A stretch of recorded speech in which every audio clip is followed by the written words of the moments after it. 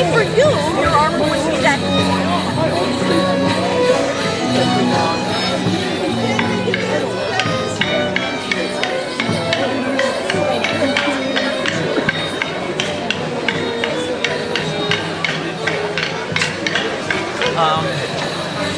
They're an older car. You can tell because they have 6 wheels.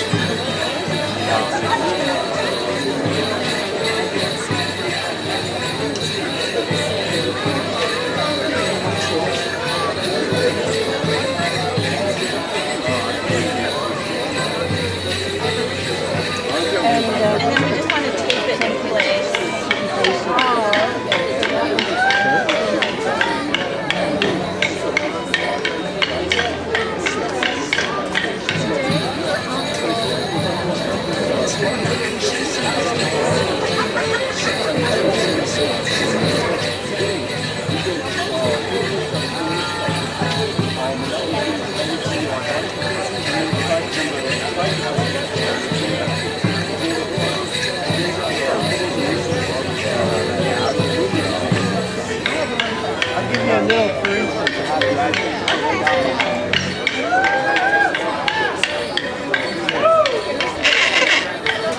Get off the same way.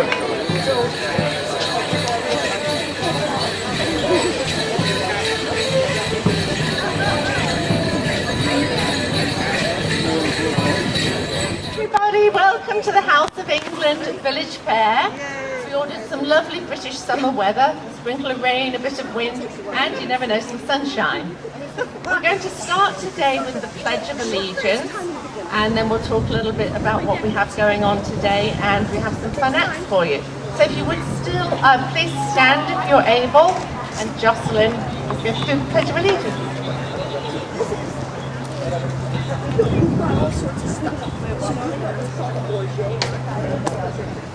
I pledge allegiance to the flag of the United States of America and to the republic for which it stands, one nation, under God, indivisible, with liberty and justice for all. Thank you. We have some fabulous food for you today in the tent over there. There's hot sausage rolls and scones with Devon cream and jam. Lots of tea and lovely sweet treats in the cottage. Please wander around all the booths. We have some really fabulous things to look at. Double O tray layout. I think I might have got that right. Some brass rubbing, really a fun activity for the children. A Queen Victoria booth. If you've watched the show on PBS, you'll enjoy that. With Charlotte over there. The penny farthing bicycles at the top there, they'll be happy to tell you all about them. There's a lot of rich history there.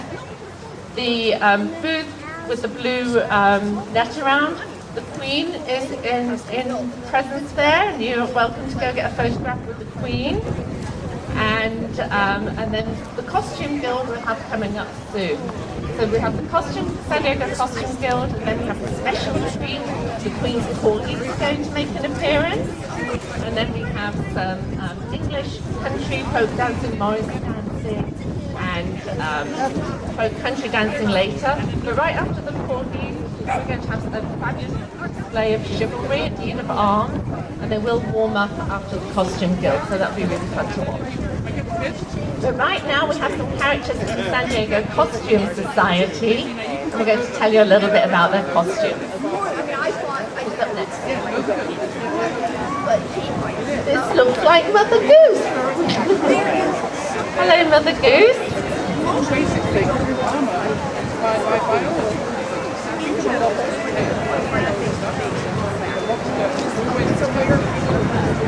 Linda Wright is modeling her interpretation of Mother Goose, the imaginary author of fairy tales and nursery rhymes. Mother Goose is usually shown as an elderly woman in peasant costume worn by women of Wales in the early 1800s. This consists of a cutaway bedgown worn over petticoats with a shawl and tall black hat over a mock cap covering the hair. No one knows for sure when the first reference to Mother Goose was published, but a book published in 1650 contains the remark, like a Mother Goose story, which shows that the term was readily understood by readers of that time. Thank you, Mother Goose.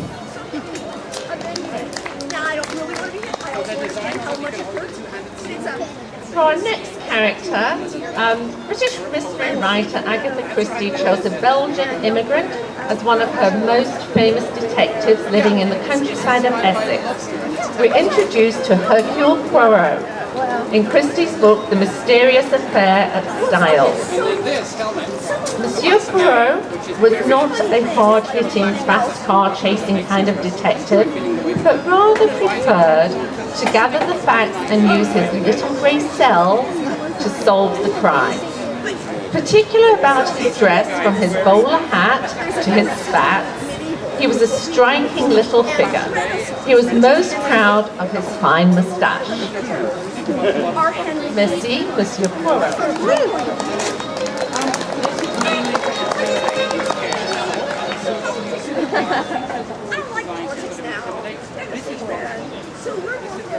I am Lisa Root, a member of the San Diego Costume Guild.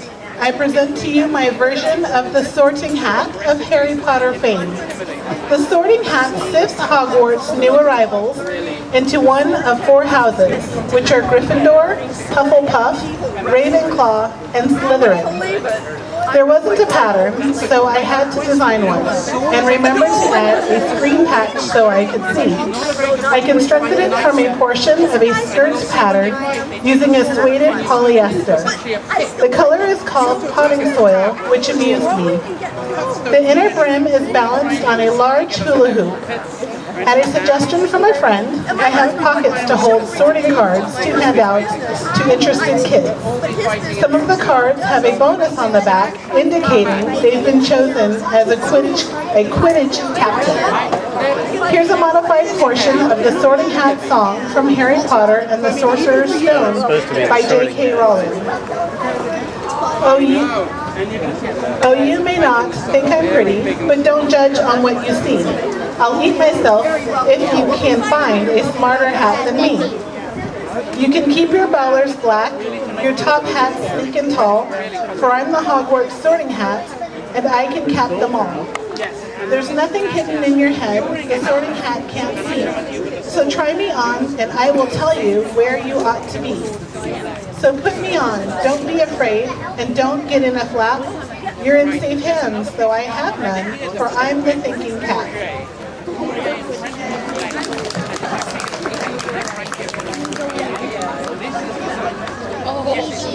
So next we have Shannon, otherwise known as Hermione Jean Granger. Mother dentist, Hermione is a particularly gifted young witch, currently in her third year at Hogwarts School of Witchcraft and Wizardry. She is a bit weighted down by her school books, as she's taken on extra classes this year with the help of a time turner provided by the Ministry of Magic. While some of her professors consider her to be an insufferable know-it-all, others consider her to be one of the brightest witches of her age. She is fiercely loyal to her best friends and fellow Gryffindors, Harry Potter and Ron Weasley, and her smart, level head and quick thinking often save the day.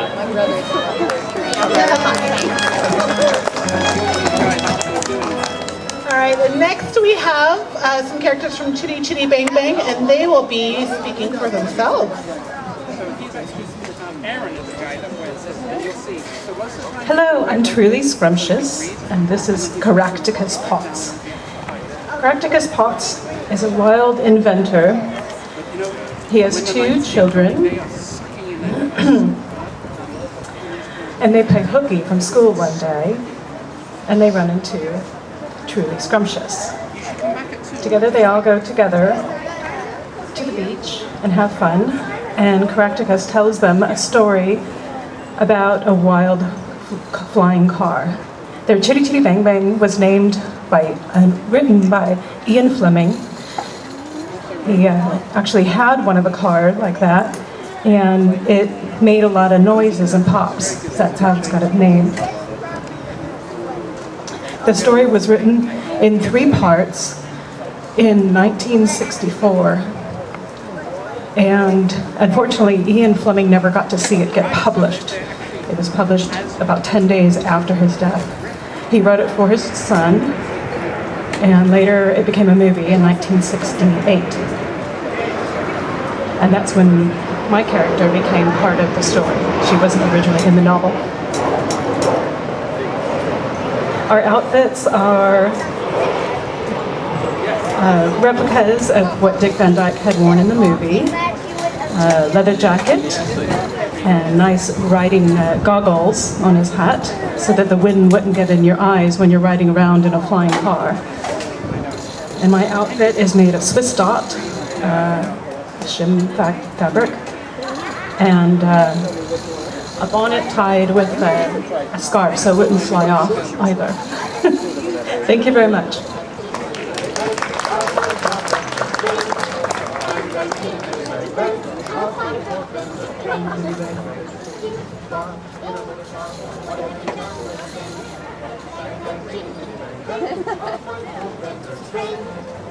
Thank you, San Diego Costume Guild. The members are going to be in the booth over here where the Union Jack is for a little while if you'd like a picture with any of the characters. And we also have, don't forget, the Queen in the booth at the top and some Harry Potter characters right in front of our cottage. In a short while, there's Chivalry. Chivalry today, people will be starting their warm-up and it's really interesting to watch. And then in about half an hour, we have a really exciting surprise, the Corgi Parade. And then some great folk dancing after that. So please come and get a cup of tea in the cottage. If you have any questions about the House of England, this lady lurking here, she doesn't want to be seen, but she's our president, Fran. She does just about everything. We just fill in with little bits. So you can ask Fran about membership if you're English, have English heritage, or just like England and want to be part of this really fun organisation. Please come and talk to us. I'm Rachel, I'm Vice President, but Fran really does everything. And anyone in the cottage will be happy to help you with questions. So hang around, have some food, cups of tea, and we'll be with you again with lots more entertainment in a little bit. Thank you.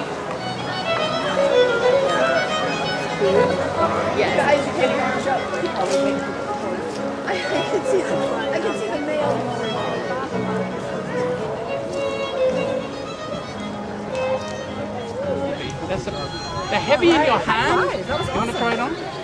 They're heavy in your hand, but once they're on your wrist, even for your small hand, they're not that heavy.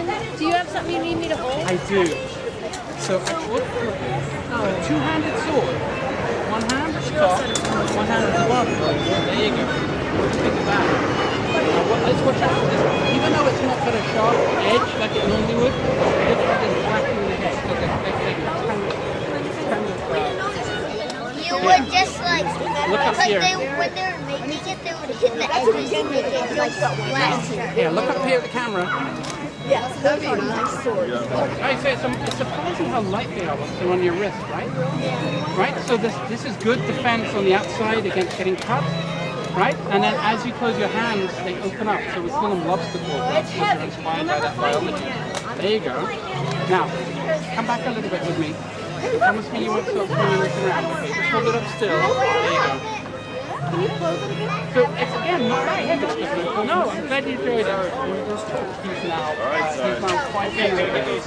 I know, you wouldn't believe. Unfortunately, it's not going to be here today, but. Are you going to get some quick off and get in here? Bad, eh? And when your hands get a little bit bigger, it'll go all the way around the sword. Would you like to hold it? One hand there, your hands are a bit bigger. Would you like to hold one? Two-handed sword. So one hand, normally, yes, one hand up at the hilt, that's right, and one hand holding the base. Study group. We're out here together at the House of England to enjoy this nice afternoon in the park with some sword fighting, like you do. And I'm joined by my crew here, who regularly trains on Thursday evenings and Sunday mornings at the Lionheart Fencing Academy in El Cajon. and the Team Touche Fencing Center in Sorrento Valley, where we train the art of medieval sword fighting. We specifically work with the German tradition, training with the long sword, both in and out of armor. And so we're going to today give you a little bit of a demonstration of both of those arts, learning to use the sword in the art of Blossfechten, or roughly translated, shirt sleeves fighting, and Harnessfechten, or fighting in armor. So Harvey and Zach here are going to give us a little bit of a demonstration of how the sword, how the long sword would be used out of armor. We're going to start with a little bit of a demonstration of what we call our paired forms. It's a routine or a kata that we use with the swords. What you'll notice here is there's not a lot of clanging of blades. This is not wildly swinging the swords around, but rather these two gentlemen will be using their swords in an attempt to control the center line, to work with the edge and the point of their sword to threaten or menace their opponent as they work around the center of the fight. In contrast to what you might see in Hollywood or in stage combat, this is a fairly complex and precise art. You'll notice them striking to the center, both attempting to claim the center with their cuts and with their thrusts, and attempting to use pressure against the sword, or the sense of fühlen in the German fighting art, feeling of pressure at the sword, to drive their attacks and defenses against their opponent. Much of the art of sword fighting is working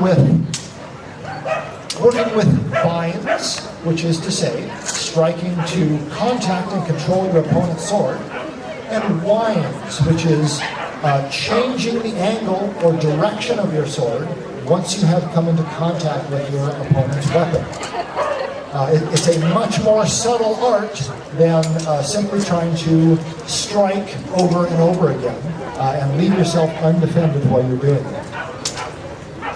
Here you can see Zach doing a nice exhibition of the four windings, winding that sword from side to side, driving his opponent backwards, and attempting to constantly present a threat or a menace with his point. Here Harvey is doing the same from side to side, winding from inside to outside, from right to left, as he forces his opponent backwards, keeping him in a constant defensive posture, constant defensive position or placement. Here we go again, seeing Zach winding forward as he goes from inside to outside, from right to left, in that overhanging or upper hanging guard position. At the edge there, Harvey. So despite the fact that these are long swords that are meant to be used with both hands, the reason that you use both hands on the sword is not so that you can hit harder with it, but actually so that you can be more in control and more precise with the attacks and defenses that you're using. It does not take a lot of strength or power when you're working against an opponent without armor in your street clothes. It does not take a lot of strength to make a devastating cut or thrust with that sword. You do not need to swing it from the shoulder like it's a baseball bat. A nice controlled strike like Zach is demonstrating there, striking into that upper position with a cut that we call the Zwerchhau, or the thwarting cut. You can see how with a nice cut like that he puts himself in a position to either strike with the tip or to thrust into Harvey's face if his opponent is not defending correctly, and forcing his opponent to move backwards in a strong defensive position. And that's exactly what you're looking for in the art of sword fighting, is to control the center, to take the vor, to take the fore or the active position, and to put your opponent into the nach, or the after, the reactive position. we could do the, we can move into to demonstrate the half sword. If you want to do that at the same. Harvey and Zach also are going to demonstrate just a little bit of transition. Transition to the half sword. So one of the disadvantages of having a 4-foot long sword is that in close combat, if you move in toe to toe, that big long sword can be a little bit of a liability. So when you're working in close, as Harvey is showing here, you use it in a technique they call the half sword, or the armed hand. Closing in, essentially turning your long sword into a short spear and thrusting with either end, with the point or with the pommel, turning your long weapon into a very effective close combat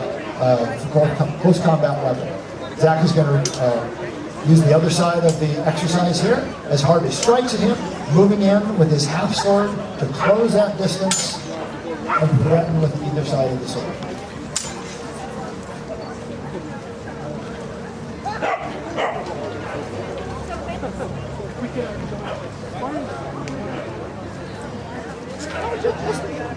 Let's play sparring. You guys ready to go? Tell me what you're quick sparring, and then we'll transition over to long sword, and then we'll long sword. So long sword, then we'll do some armor, then we'll do some short and buckler.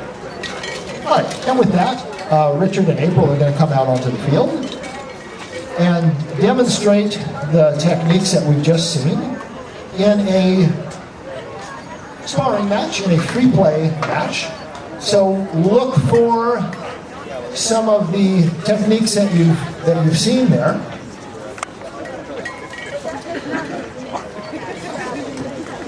Look for some of the techniques that Harvey and Zach were demonstrating. Again, you're going to not see much in the way of swinging the swords powerfully at each other. You're going to watch them coming together, each trying to bind or control their opponent's sword with contact, and use winding and pressure at the sword to attempt to defend themselves while at the same time threatening their opponent. You're going to see, come to the bind for me, would you? You're going to see a lot of, Richard, if you would, winding for me, attempting to wind and counter-wind there as they're in contact with their swords. You're also going to see, come to the bind again for me, you're also going to see a lot of attempts to, April, to put strong on weak, to control the sword by putting the strong or the near part of the sword on the weak or the far part of Richard's sword, which gives her a huge advantage in leverage. Okay? So there's a couple of basic techniques that you're going to be able to watch for in the fight. You'll notice that. You don't have to be very strong. You'll notice that the question being, are these swords real? Each of these swords is meant to be a very realistic replica of a historical sword. They are not sharp, because with a sharp sword, very light pressure is all that would be necessary to cut through even a heavily quilted or padded arming coat like these two are wearing. So the blunt swords allow us to spar relatively safely. Do not mistake the fact that these are not toys. These are not safe weapons to fight with, and it takes a lot of control. It takes a lot of trust in your partner to be able to spar with these. You'll also notice that there are no rubber blunts on the ends of these swords, which means that each of them is expected to be in good control of their weapon as they are sparring. And frankly, it means that just like with a real sword, with a needle-sharp tip on it, only the lightest of pressure would be necessary to drive the point of that sword through thick clothing and deep into your opponent's flesh. Okay, so with that being said, come on out in the center here. I will. You're sort of way on the edge of the field.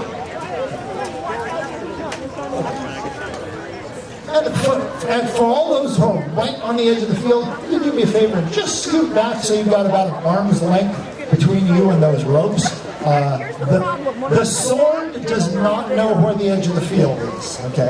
And I'll do my best to keep those guys from getting too close to the ropes. But once in a while, if somebody loses their footing, I would hate for a sword to go flying out in front. Okay, that being said, April and Richard, let's salute. And for those in the crowd, remember this is not choreographed. There's no good guy, there's no bad guy. We do not know who's going to win when we start this fight. They are just two friends who are attempting to put on a good demonstration of sword fighting. So there's no hero and villain here. But if you would like to cheer for something you see, feel free. Let them know that you appreciate what you are watching. All right, at the ready, lay on.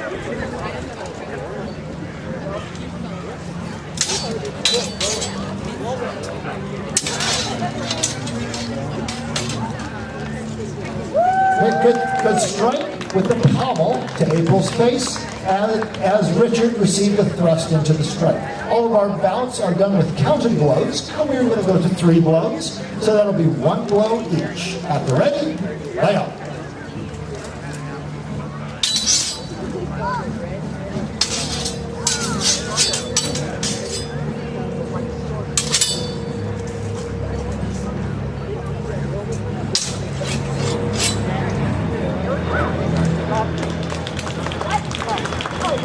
Both four fighters indicating a hit.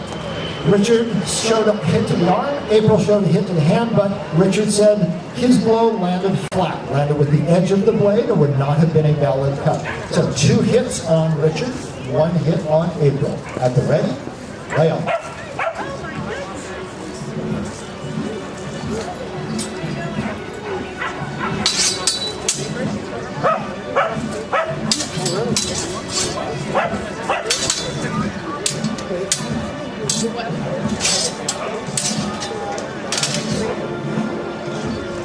Thrust to the body.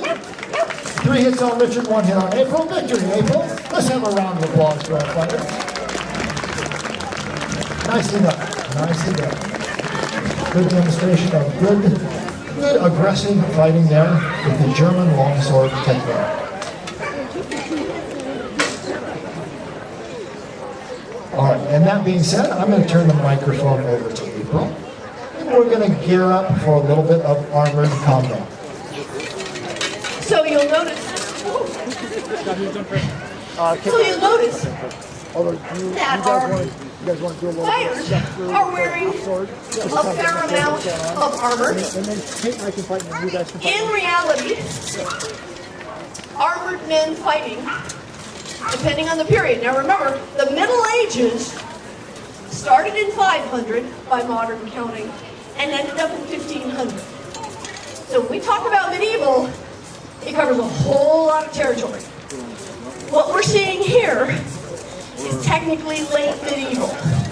So this is armor typical of anywhere from Aaron with his coat of plates over mail. Could be anywhere from about 1300 for another 100 years. Hank with his Lobos breastplate, a little more difficult to make. That's probably mid to late 1300s. Scott with his very complex multi-lane pieces, very complex. That's early 15th century. Okay, that is 15th century. So we're actually seeing a little bit of a range here. One of the most common questions we get, of course, is how much does all this stuff weigh? Well, when they're armed up fully with the helm and everything, roughly 50 to 60 pounds, depending on who it is and what they're wearing. Which is also, by the way, what a modern military person, I am told, carries into battle, is about 60 pounds. Is that right, Aaron would know that he was in the Marines. So he says, yeah, about 60 pounds. And so that's about what they're carrying. That's about what a Roman centurion carried into battle. So that's about what a human body can carry and still fight. The armor is not like carrying 60 pounds out here, because in fact, it is distributed, okay? And they're also going to point out that it's not going to do much good to hit each other on the armor, because if you hit that, if Aaron, who's extraordinarily strong, were to swing that like a baseball bat, I would say, don't you dare, Aaron, because in fact, he would snap that sword. And we broke a sword in a demonstration. Yeah, Hank did. Over Hank's head. So somebody hit Hank in the head a little too hard, and the sword did what the sword did in the Middle Ages, it broke. Now, swords are not cheap. So, how do you attack someone? Go ahead, pick a target and I'll tell them what it is. Armpit.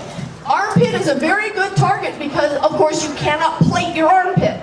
So the chain there, you can at least drive that tip in and really discourage that guy. Inside of the elbow, that's another place you cannot plate armor. Neck, of course. Eyeballs. Yes, exactly. Eyeballs, yuck. But it is a target. Palm of the hand, you'll notice that they're all wearing gauntlets, hand protection, but you cannot wear heavy protection on your palm or you cannot use your sword properly. And you may have noticed that when Richard and I were fighting, there's a lot of manipulation with your hands that has to happen. Is anybody going to hook a knee? You can also reverse the sword and hook a knee, because taking people to the ground was a common part of historical combat. Yes, or you can hook behind the neck and drag your opponent to the ground. And it shall come to the point where somebody ends up on the ground. Not for sure, but often does. Okay, and so remember, it's not just the cut or the thrust. Occasionally, that you would do what's called a Mordschlag in the German tradition and take the sword by the blade and slam them in the head. Why? Because if you can stun them for just a moment, you can then move on to your next move, throw them to the ground, pull your dagger, and you have the advantage. Okay? You guys ready? Ready? Okay. So our first two fighters are ready. This is Scott and Kate. And I would like to point out that even though in carrying that amount of armor, strength does give one an advantage, there is no question about it. However, skill can do the job just fine, and Kate proves this routinely. Okay, fighters, salute each the other. Are you ready? Yes. Are you prepared?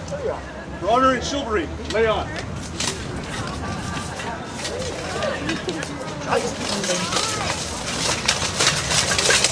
No, off the shoulder. Watch what they're doing. They're trying to get that tip into a vulnerable place. You'll notice that nobody's calling blows that strike on the plate because they don't matter. You can, see, Kate doesn't care.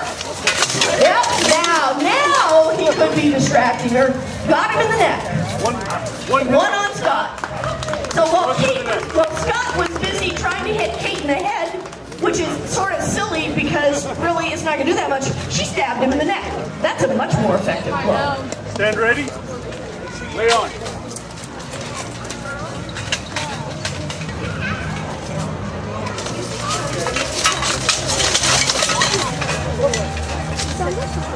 So Kate felt something on her neck and asked, and Scott said, no, that slid off. Not a good shot.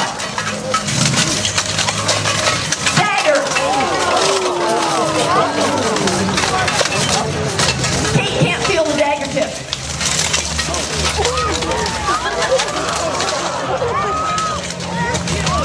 Okay, she yielded.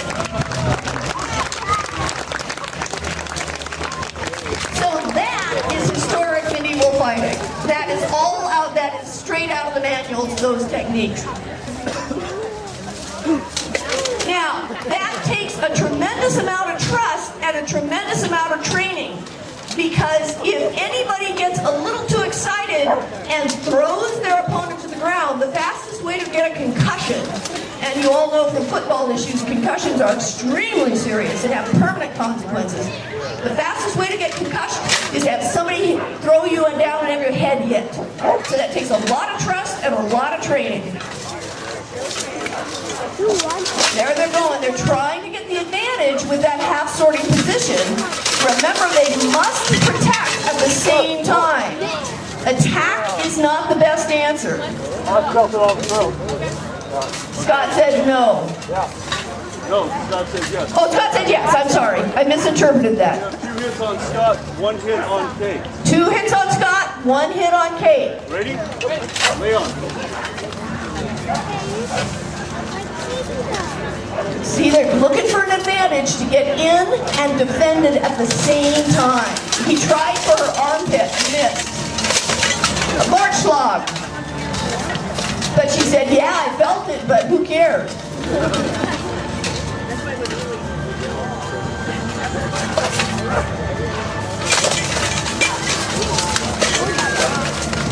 Scott's going to be sorry about that the next time he grabs for that, isn't he? Oh, he tried to take her down and she evaded. That takes skill. I don't know if you saw his leg go behind her as he tried. Oh, she took him. Take him. Get him, Kate. Get him. Dagger, come on, get him. There you go. Oh, that's...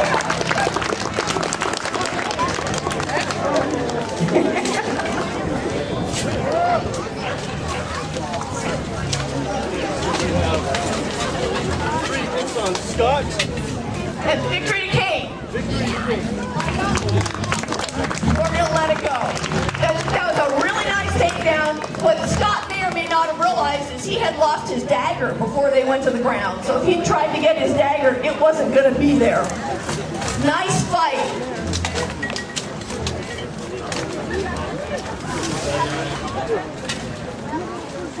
Fighting with someone that you trust and who is a friend is a whole lot like a dance. It's a very enjoyable physical exercise, and it moves a lot like a dance.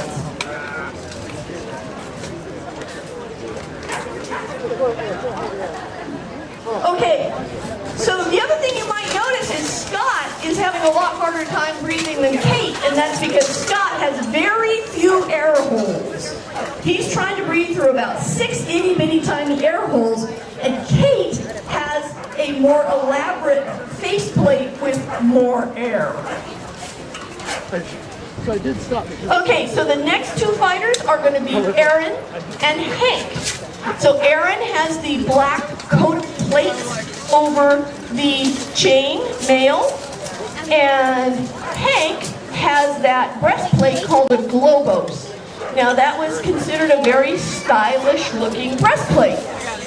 And people originally said, well, they need this extra space so they can breathe. No, if you know anything about breathing, you breathe from your belly. You do not breathe with your chest. If anybody does singing or plays a wind instrument or a brass, they know that the way you breathe is with your abdomen. So that globos has that nice rounded look. It's pure style. It's so that the men had a big manly chest going down to narrow hips because it's the style. So it turns out that fashion was just as important to armor as it was in everyday life. And fashion was just as important in the 13 and 14 and 1500s as it is today. And it was just as silly as it is today. So they're getting the daggers swapped off onto our current fighters. They might be having a problem with the fact that Aaron has more muscle than anybody really ought to have, so it's hard to get things around him. There we go. So you know how these days there's a style of wearing the baseball cap backwards? You know that? And it started out, at least, I don't know if it's still that way, but it was sort of a way of saying I'm kind of tough, I'm kind of with it. I'm wearing my baseball cap backwards. You know what's hilarious? In the 14th century, in the 1300s, the type of hood that I have on my mask, which has a long tail called the Leary pipe, so it's a hood, goes around, mantle to here, long tail, everybody wore them. That was the thing to wear. But you can see in some of the illustrations that the young toughs wore them backwards, with it hanging down the front. So the tail hang all the way down. And it was exactly the same thing. It was pay I'm tough. I'm wearing it different than you guys.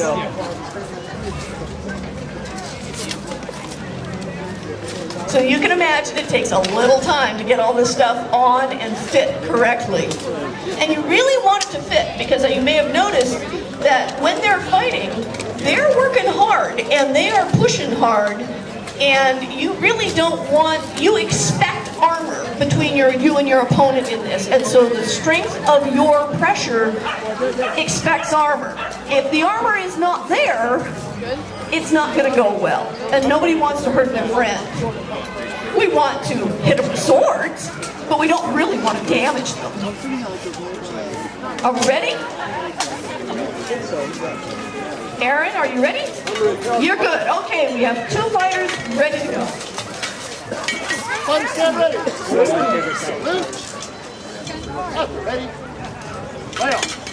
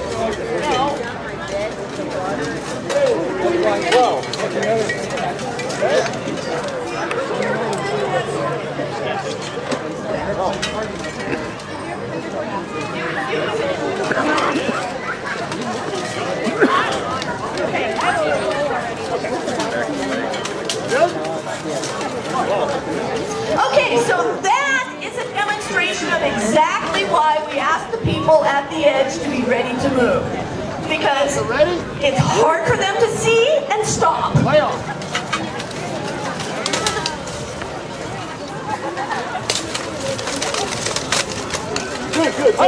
Okay, point to the inside of the elbow.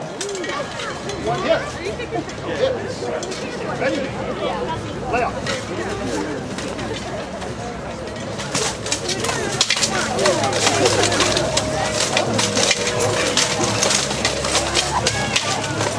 There's that day. He's trying for the dagger, you can tell. There we go. Yep. Oh!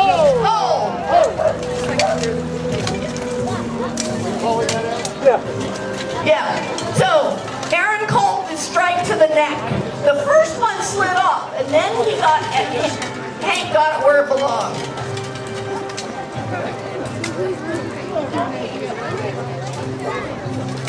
Guess what you want this, sir? You want it back.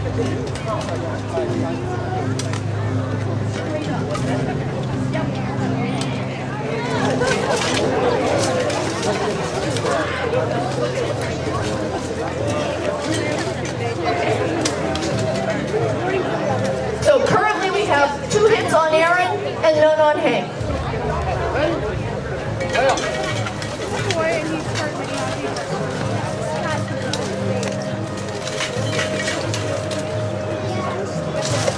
Ooh, nice try for the ice lock. Oh! Oh, evasion! Wow! Oh! Nice! Beautiful evasion. Wow! That roll was phenomenal. But you notice that Aaron, as gorgeous as evasion was, Aaron had that tip right where it needed to be.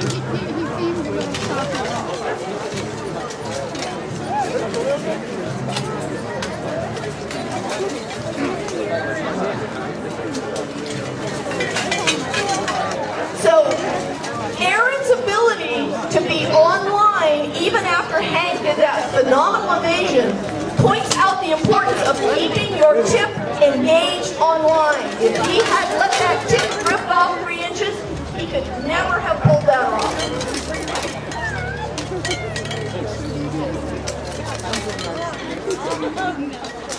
Trying to make sure that that belt is where Aaron needs it in case he needs that dagger real quick.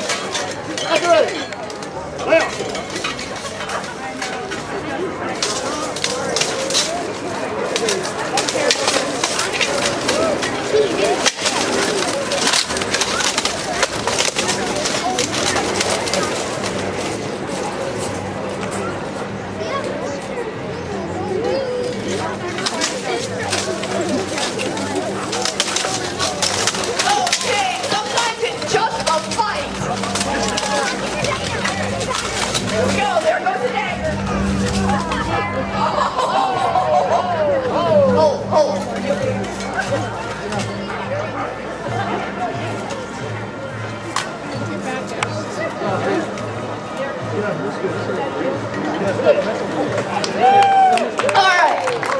So, fight to Hank, as you can see, that was a very complex maneuver in going to the ground, and the advantage passed twice as to who had the advantage as it went down. There's also an element of that is an extremely aerobic thing they're doing. Remember that when they're in there wrestling each other around, each of those men has to be at least 180 or 200 pounds, put 60 pounds of armor on top of that. So as they're pushing each other around and rolling around, they're pushing a huge amount of weight, and that weight is opposing them.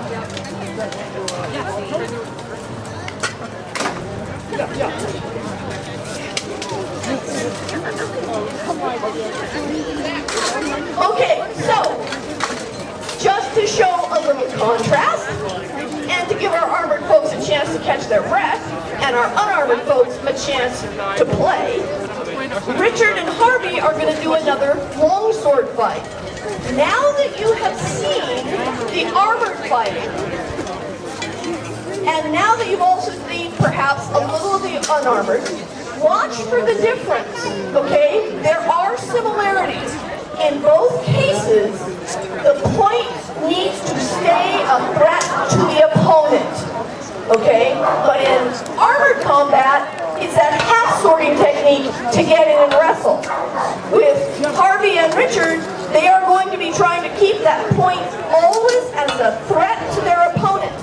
We have no shield, and that means the only defense you have is the base of your sword.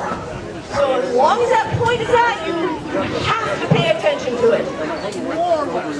And the one advantage to fighting with untipped swords, which no one does unless they really work and trust their opponent, it helps you remember this is a real threat. We need to remember we have to react as if our eyes are in danger. And once you have a fencing mask on, sometimes you forget. And then people do things that make no sense. Oh, I will hit him here. Well, yeah, he stabs you in the face. Right? That doesn't make any sense. So they're going to try to keep that center.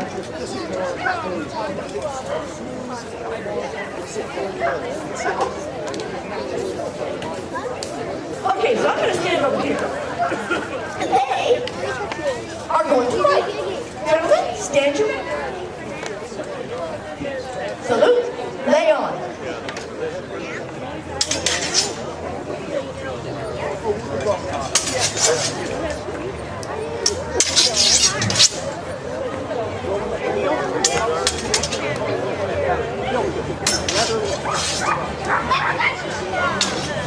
Nice.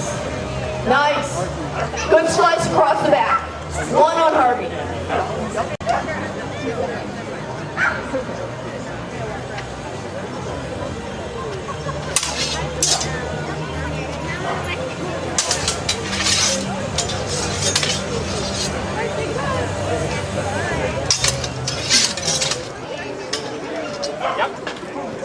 Nice. Harvey acknowledged the one low, but Richard also, probably thinking he wasn't too sure if it was good enough, went ahead and finished it. That's kind of a reflex thing to do, but that was really well called on Harvey's part.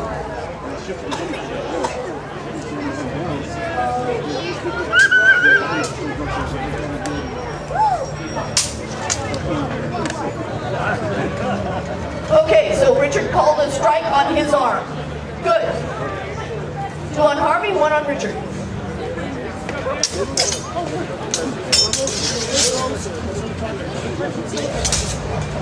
Oh, yep, okay. Nice. Victory to Richard. Very nice fight. That was I may have seen the thrust from Harvey's hand. Nice fight.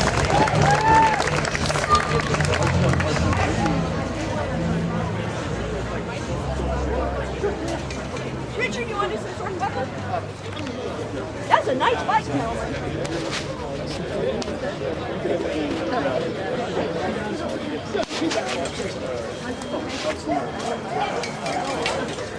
All right, we have done a fair amount of demonstration of use of the long sword, which was known as the queen of weapons, the queen of the battlefield. However, there are certainly plenty of other weapons that knights, men at arms, and even common folk trained and practiced with.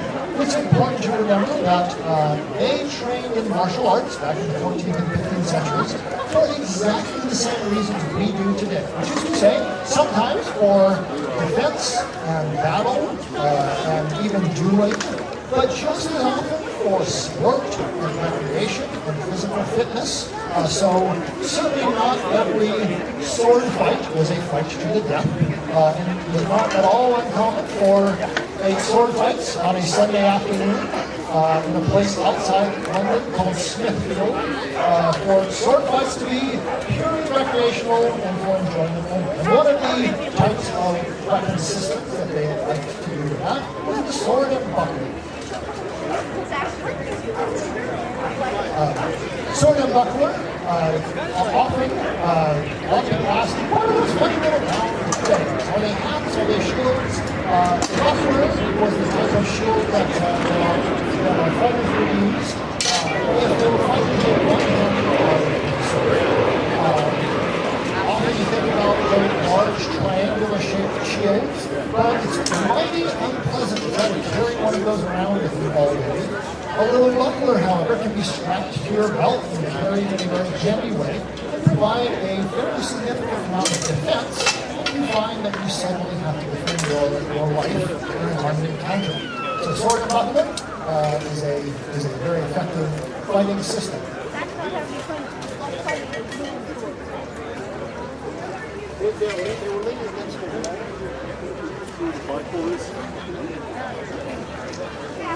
You'll notice as Richard and April are fighting that, much like our long swords, they're not swinging these swords wildly at each other, and they're using their tools in a fairly specific way. They're using that buckler to cover their forward hand. That's one of the primary aspects of the buckler. When you're fighting with sword and buckler, your sword pretty much defends your body. Your buckler defends your sword arm.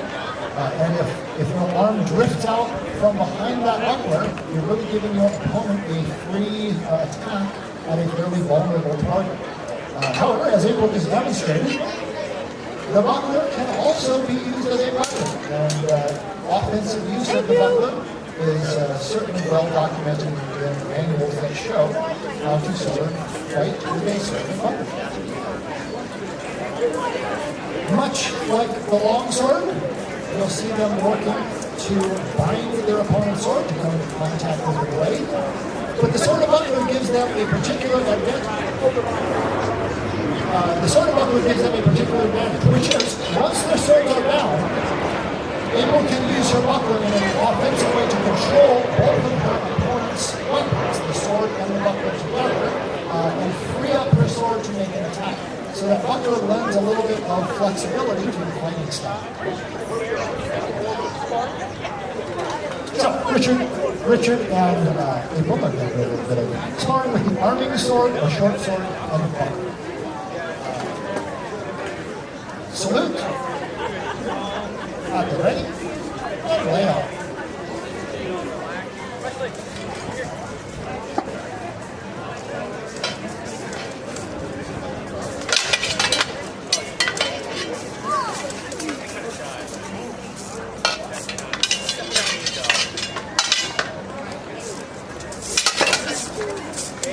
Nice strike there to Richard's head. April just struck him with a classic strike right between the sword and buckler. Just like with the long sword, the goal here is to control the center. And if you let your opponent's sword get between your hands, they are in control of the center.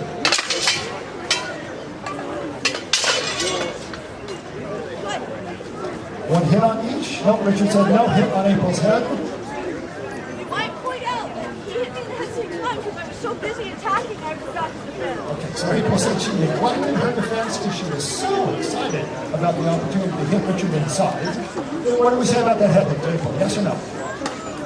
April said it was, Richard said it was the flat of the blade.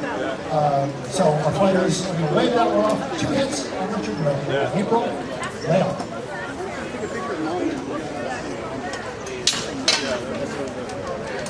Good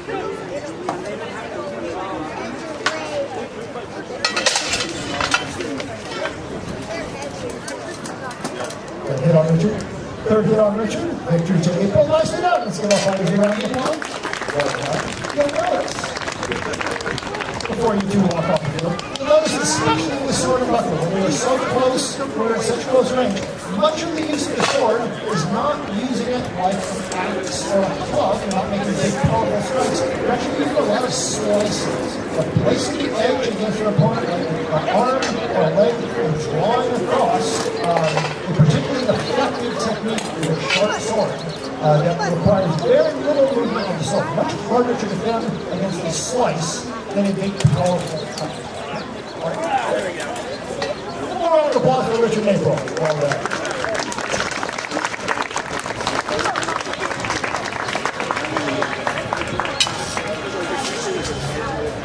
I think April I want to do a spear. A little more after, I know it took me half of that to remember. We're falling into the trap of people watching.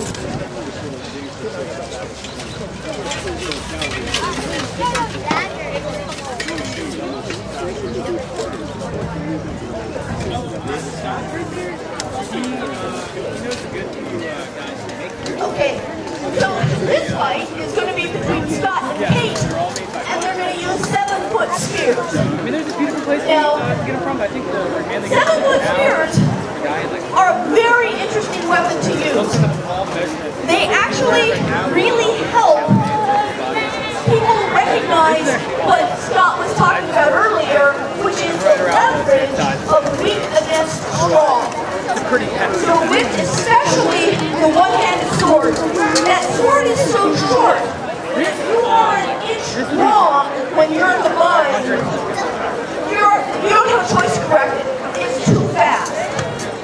Even longsword, it's easy to make mistakes. I can't tell you how many times I've lost a touch because I got my sword in the line, did not realize that I had my weakness, his strong, and I advanced. I like to close. It's really dumb to close when you don't have an advantage. The nice thing about a 7-foot spear is you got 7 feet of lever arm. So it's a little slower. You've got to be moving 7 feet. The technique is the same. You want to get your strong on their weak, push their tip out of your danger, away from you, and drive your tip in. But practice with these helps you understand at a muscular level, because let me tell you, if you think in the middle of a fight, you're going to lose. There's no time. We laugh at each other all the time. Thinking while you were fighting, weren't you? And that's always the person saying to the other person who just lost the fight. And the person who just lost the fight goes, yep, thinking in range. So you can't think in the middle. Your body has to react. And training with spears gives you a chance to do it in a tempo, a time frame that lets you bring that into your actual muscle memory. It's also very aerobic because if you're going to close, you have to close quickly, and if you're going to get out, you have to get out fast. And that's more true if you're doing it unarmored. So with armor, you're carrying 60 pounds. When you fight spear unarmored, it turns out that it's extraordinarily aerobic because you're leaping in and you're leaping out to 7 feet all the time. You'll notice, hey Richard, would you bring the spears out? So you'll notice that the spears, number one, have a flat tip because we like our friends. I love my husband. I do not want him skewered. Thank you very much. Don't hit yourself getting hit with that without armor. It hurts. Scott and I decided to try a little just to see if we had enough control. Yeah, well, he's got really good control, but that's still, wow. Without the armor, you know you've been hit. And these little wings, they allow you to try to control your opponent's tip. It gives you a place to bind. Okay, so the rules are the same. they still have daggers, they can still close, they can still take each other to the ground. Now, please notice, they're going to be moving their hands up and down those spears. So this, yes, thank you, people. Recognize the fact that the back end of that spear could come 3 feet out of the ring. So just be aware. If you see it headed your way, be aware. Okay. Fighters, stand you ready. Lay on.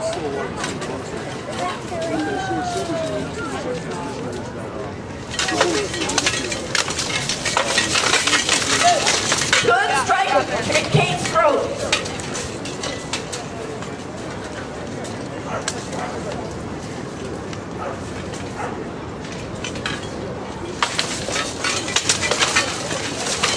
And you notice you can use the back of the spear perfectly well, trying to get behind some leverage and take him down. And now she said, oh, to heck with that, and Scott said, fine, I'll get my dagger and stab you in the neck. But he has to manage to let in the right place yet. He's got to get her still, because that's a hard place to find, and not drop him on the left foot. Okay, so Kate felt something in her neck.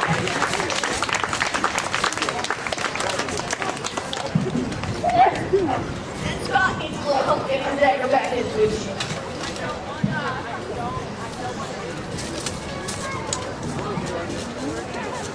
As I said, very aerobic.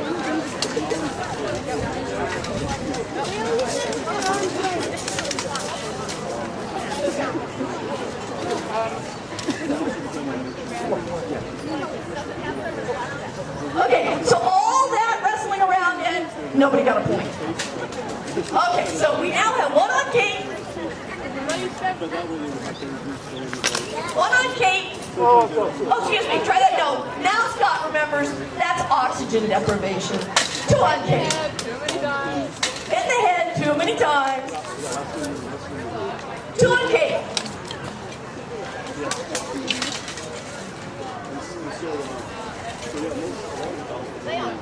Sorry, forgot my job. Lay on.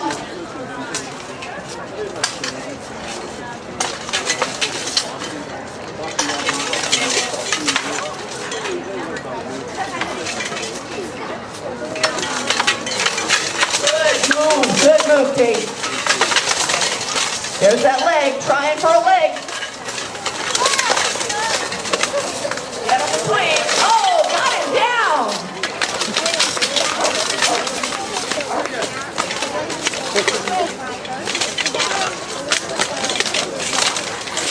There we go, got it.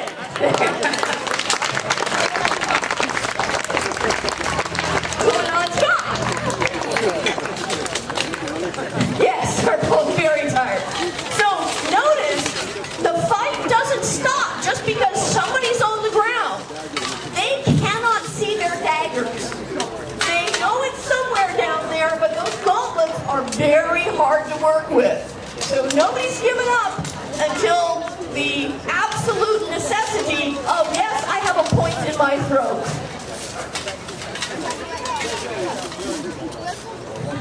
So the real question in this fight is whether we're going to go to somebody getting 3 points or they're just going to fall down from exhaustion.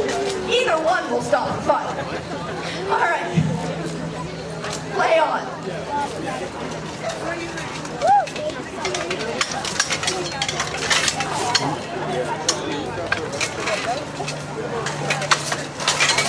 Nice block. Notice Kate does not have to deflect it very far. Over deflect. Oh, good evasion. Good evasion.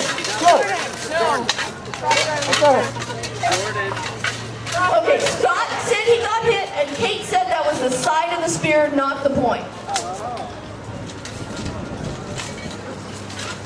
There were a couple of very good evasions in there. Think about how hard it is to get out of something when you're in 60 pounds of armor and somebody pulls your leg off the ground. That's some good balance. Yes, good. Okay, to the throat. Victory and Scott.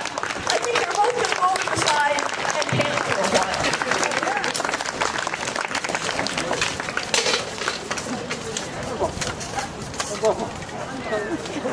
I asked him what we're doing next, and he said, just unlock. He doesn't really care. Okay. Yes. At this point, Scott does not care what happens next. So, Zach and Harvey are going to do another longsword fight. Now, having seen the spear fight, think about what was happening there. They were constantly maneuvering to get the right leverage on that big long spear. Okay? Having seen that, watch this longsword fight and watch for that. These guys are going to be doing the same thing. They're going to be trying to get in a position where they're strong and the other guy's weak and they can advance, or they're going to be smart about it and the other guy's got control of their tip, they're going to retreat. Okay? All right. Salute. Lay on.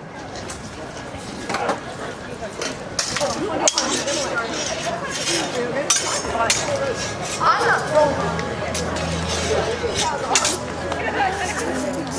Strike on Zach's hand.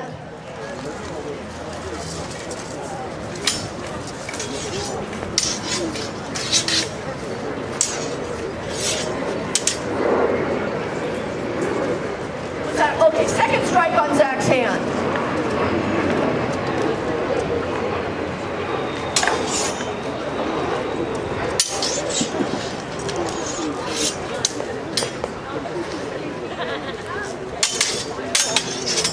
Oh, yes. Left in Harvey's throat. So 2 on Zach's hand, 1 in Harvey's throat.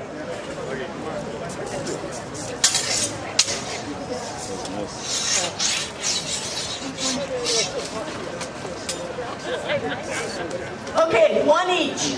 So that makes victory to Harvey, because that's 3 on Zach. But that's 2 on Harvey as well. I'm just saying, nice fight, gentlemen. Nice fight. Hey, Richard? Richard, you want to do another sword and buckler? See if we can do it right this time? Oh, yeah. Hi, everyone. So, Richard and April are going to return to the sword buckler combination. I'll just give them a moment to arm up. Do I have any questions in the interim that I can answer, hopefully?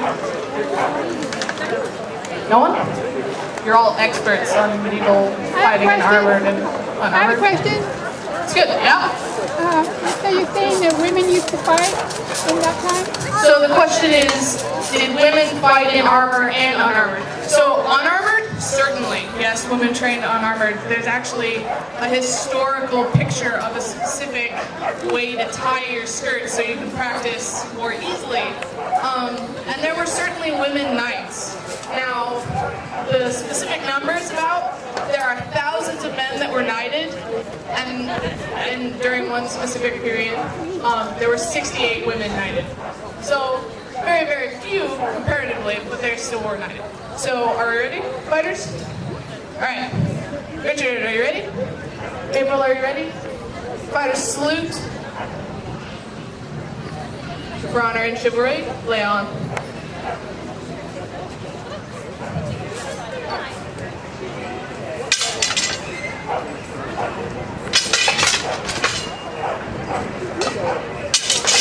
Oh, good. Good slice to April's ribs underneath the buckler. Yes.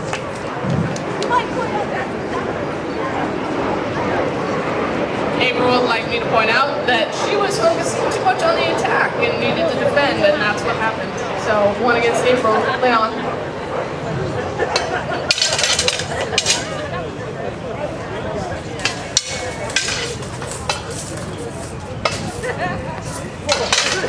Oh, nice. Another slice to April.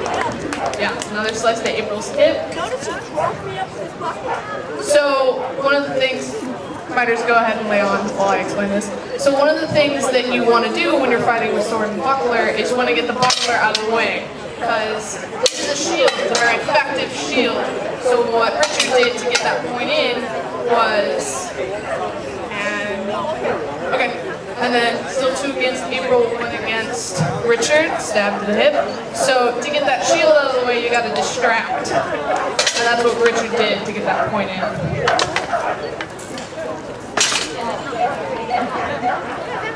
Double hit. I don't know what happened there, explain to me. Okay. Yeah, no, actually, you know, she's right. You got my upper arm as I got you. Okay, all right. Okay, so the slice against April, Richard said no, so it's 2-all.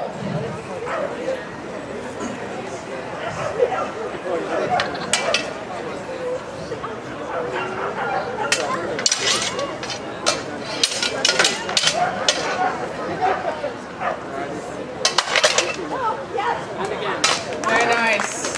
Victory to Richard. That final blow. Very nice. Do we have 2 more fighters? Unarmored or no? Or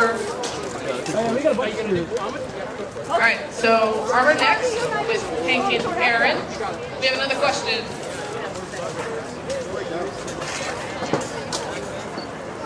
So it depends on the question is, were bucklers more used than larger shields? Depends on the period.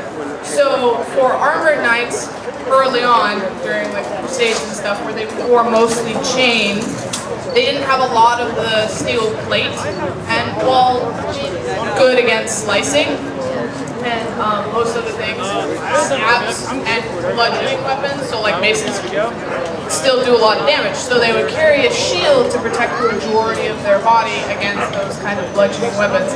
Later and later, as you see today, most of the time when you're wearing this much plate, you don't need a shield. Bucklers were mostly used on armor, because it was, you could attach it to your belt with your arming sword, you could carry it around. If per se you got stopped by robbers in a dark alley, okay, you could say, hey, I have my buckler and my arming sword, now try and rob me. So that was kind of the convenience of the buckler, was it was a smaller, so really effective protective instrument.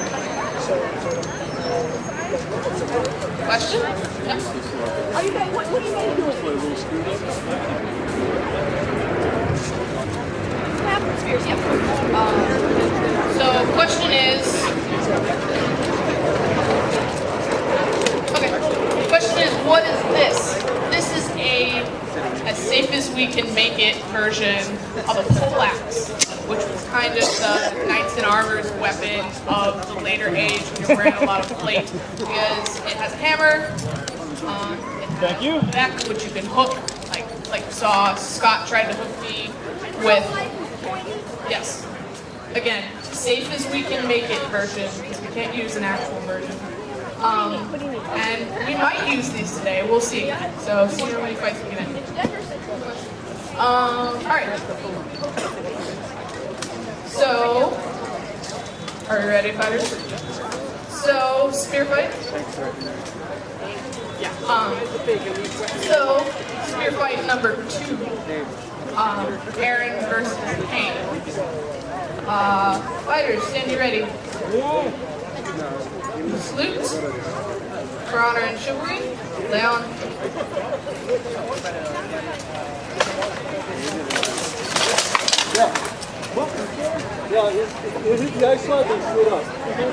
So Aaron calls that good. That's a very good call.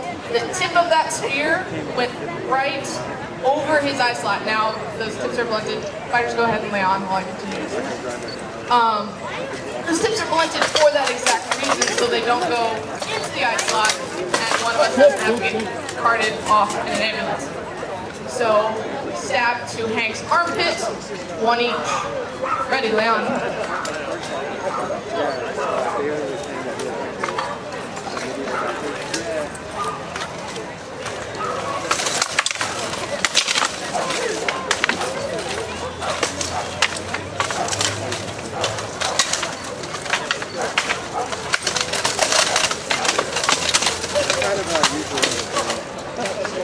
Go. Side of the spear. Or not. That's what they have trying to pull you down. So side of the spear, Hank called it good, Aaron said no. Fighters, lay on. kill one all.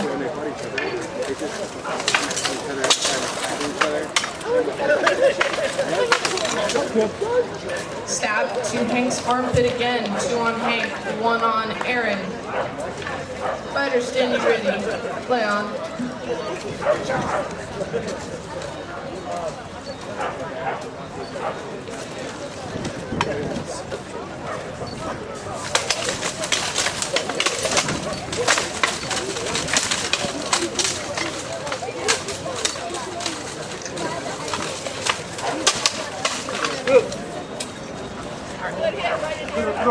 Alright, stab to Aaron's throat, chained underneath.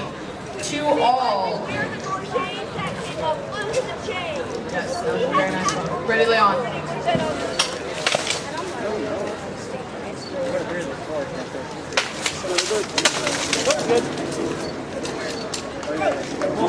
Gross. Nice. 3 on Hank, victory to Aaron. Nice job, gentlemen.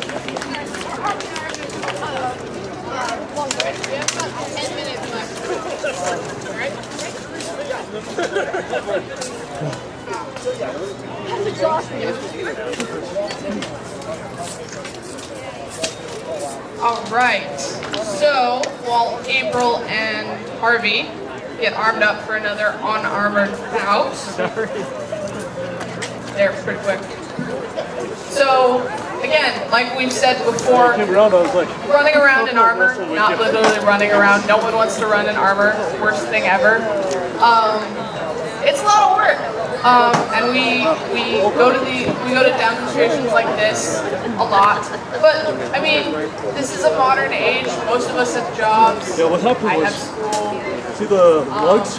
So came we down, I don't was get trying as to much hit you on the training head. time as we'd like.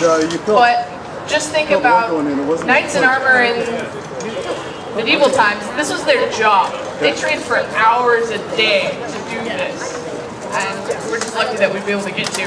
So, swords unarmored, Harvey and April. Fighters, stand you ready. Yeah, no, you're thrusting. Salute. Ready? Lay on. Yeah.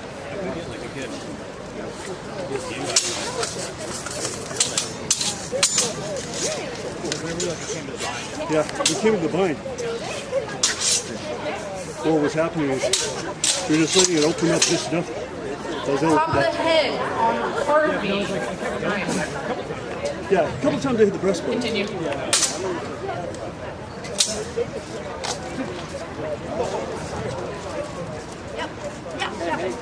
Double hit? Got me for sure. Yes. Okay. So No double question hit. about that. I asked the fighters. I can't always. Thank you for your control, my friend. Ready, Leon. 2 against Harvey, 1 against April.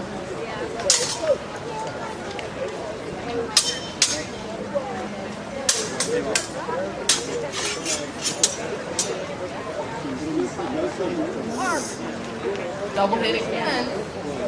That is 3 against Harvey. If you'd like to go another blow, you may.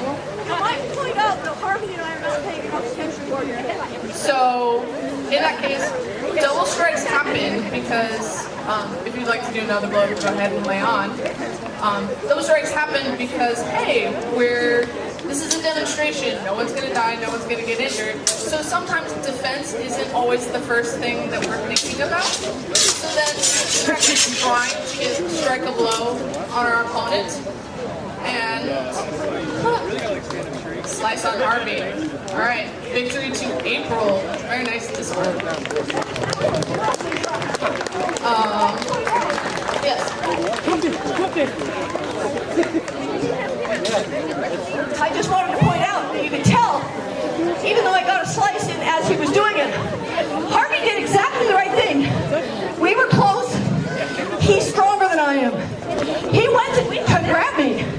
So that's just as legitimate in unarmored as it is in armored. And I will say, being that I'm at the age where bones are a little iffy, I trust Harvey explicitly because letting somebody whack at you with a bare steel tip on parts that might hurt a lot, or you might get taken to the ground if he's not in total control, at my age can be dangerous, but he's got total control.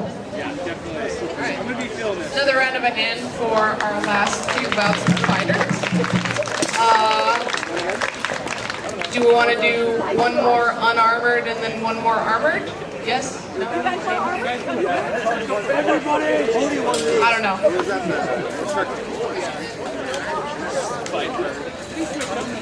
Want to do any more What's our time? What's our time? We're going to do an unarmed right now. It's about 3. What did we say we're going to do? One more unarmed. Decide if you want to do one more armed. Okay. Okay. Unarmed, unarmed. So, Yeah, pole axes, man. We want to see pole axes. alright. Here we go. Zach and Richard are going to fight with swords again. This will be our last unarmored bout of the day. And fighters, stand you ready? Salute. For honor and chivalry, lay on.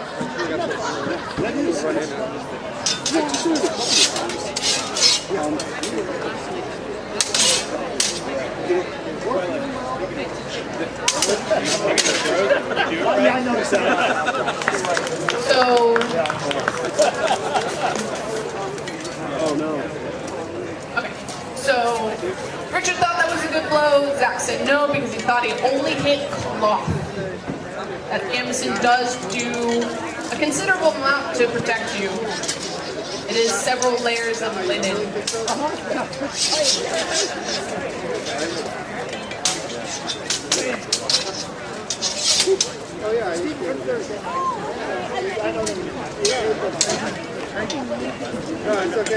Good slice to the hand on Zach. Correct? Okay. So one against Zach, none against Richard. Ready, Leon?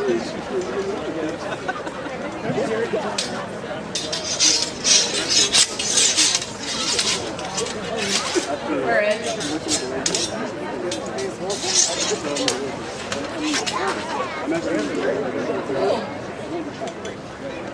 Good.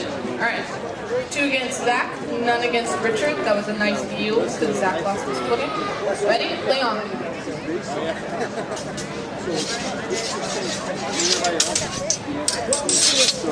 You'll notice that as they fight, there's not a lot of clanging of swords like we said, but they are working from what we call the bind, where the sword is in contact, you know where your opponent's sword is.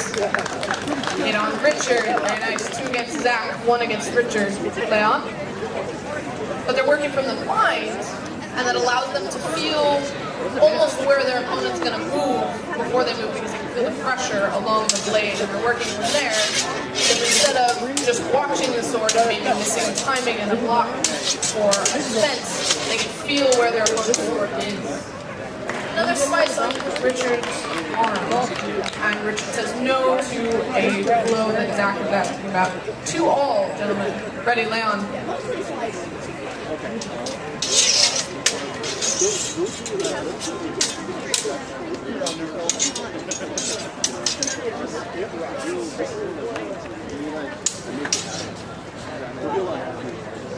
That was flat on Zach, so the fight continues. 2-all.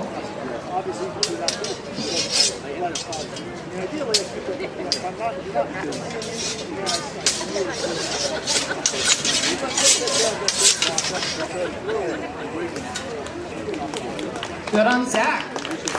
Victory to Richard in this fight.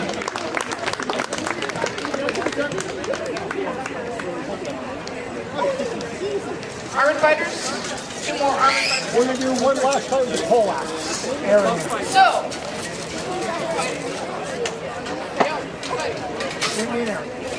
alright, so the last fight of this wonderful afternoon is going to be between Scott, super shiny guy standing there, back to you, and Aaron, the guy in black.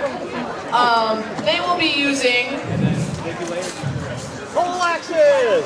yes! Hey! Pole axes. So, again, this is kind of the pocket knife for armored fighters. You can get in, get to the soft squishy bits. It's a can opener, really. So, again, this is the safe as we can make it version, because even then it's not safe unless we use it safely. So generally pole axes would either have an axe head or a war hammer on them. This is good for smashing the small bits and pieces of armor that you need to bend to be able to move. The little plates in the knee, the little plates in the elbow, some on the waist. If you see on Scott's armor, he needs those to bend. If you smash them, it'll inhibit your opponent and you can get an advantage. The beck, which was a curved, pointed kind of hook, goes behind the neck, thrown to the ground, goes behind their knees, thrown to the ground. There's also a spear point on top, and then of course you can always use the back end in kind of quarterstaff-esque techniques called the cue. So again, kind of can opener to get into the soft squishy bits of an armored fighter. This is very popular later when they're wearing blocks and blocks of plate, because again, even then, the sword would kind of be set to a secondary weapon at that point, because even then, the point of a sword can't necessarily, if you're up against a well-versed armored fighter, the point of a sword isn't necessarily going to get into those tiny little gaps. If you're actually going to go back, It's without some help. so it would be like a camera. Well, they have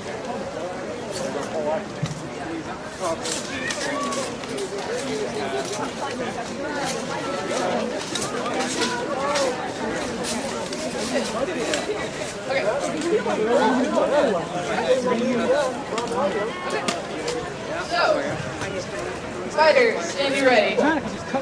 Salute. For honor and chivalry, lay on. Just try not to take out the ropes again.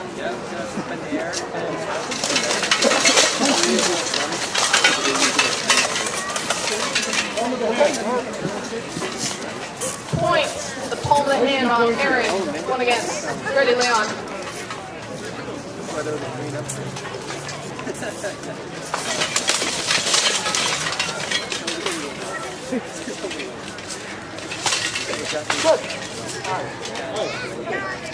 Point. Eyeball. All right. One each. Ready. Lay on.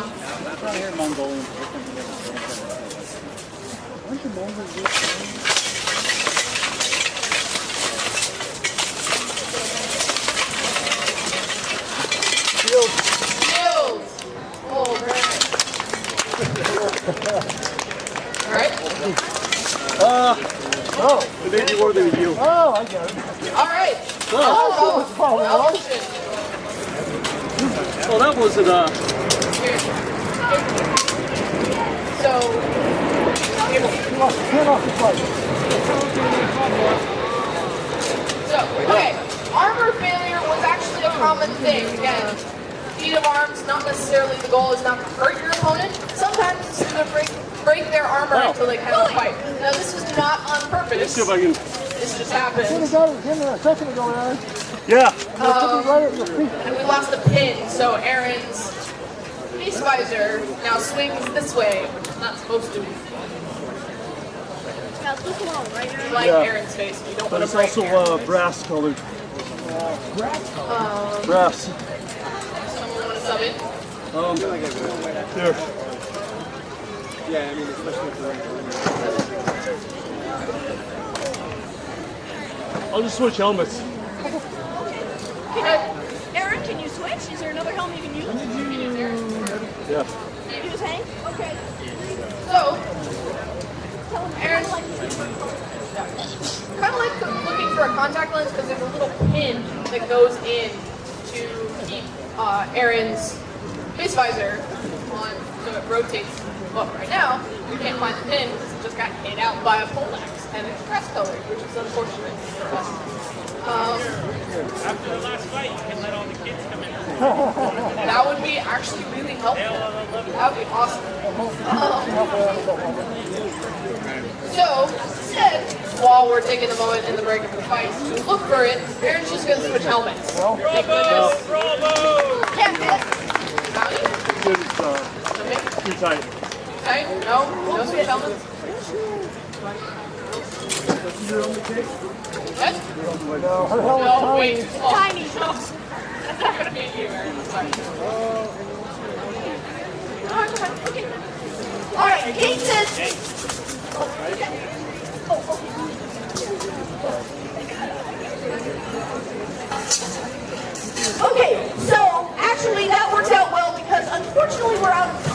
for having the mic. Now, we have a wonderful band that's going to be playing. We're going to keep fighting. So if anybody wants to listen to music as we fight, they're welcome to stay. I'd just like to remind everybody, we're Chivalry Today. We do teach lessons in what you're seeing here. If you're interested, look at chivalrytoday.com on the internet, and we would love to see you.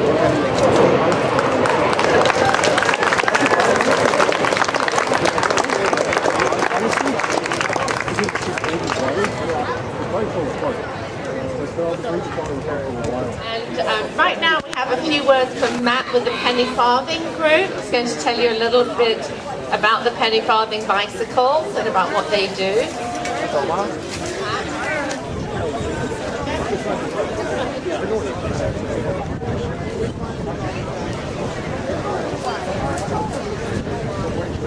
Hi everybody, my name's Matt. And this here's the penny farthing. It was an English term that was used. Front tire about the size of an English penny, and the back tire being the size of a farthing. So the phrase penny farthing kind of stuck. The origins of penny farthing started out as a hobby horse in the 1700s in Germany. The tax collectors used to ride those in the inner cities to collect taxes, but it was more of a same wheel size bicycle, and you just kicked your feet on the ground like a scooter. It wasn't until the early 1800s somebody brought one back to France, and I can't pronounce the guy's name in French. I'm sorry I couldn't do that, but he had literally put the pedals on, but it was still a wagon wheel, basically wooden with a metal rim. And then in 1864, James Starley, his nephew, had brought one back from Paris, and during the Industrial Revolution, they invented vulcanization, which made rubber very hard. So James Starley was the first one to patent this style of bike with a rubber and rim, metal rim tire with a rubber on it, to try to make the ride a little more comfortable. You can imagine what the roads would be like in London, being all cobbled. That's how they got the nickname Bone Shaker. We love riding these. We like to do a lot of charity events. Some of our members didn't make it today. They had other arrangements. They'll be here tomorrow. We like doing this every year with Fran. Love coming out here for the open house in England. We do the food festival every year, but we've done a lot of charity work here in San Diego as well. It's a few different events with patrons of the Prado, raising money for Balboa Park, just for the upgrades that are desperately needed for this park, plumbing, electrical, that kind of thing. It has been neglected for decades, and unfortunately some of the money has been squandered, and so we're trying to raise more money for the park the best way that we can. So anytime that there's an event, we're always volunteer for that kind of stuff. This is one of our favorite places to come. Balboa Park is just one of San Diego's golden gems for not only tourists, but for the natives that live here.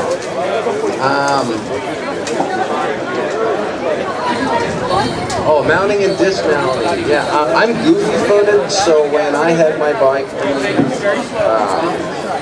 redone, I had the back step foot on the right-hand side, and that was the toughest thing for me to learn to ride, was that I was pushing off with the wrong foot.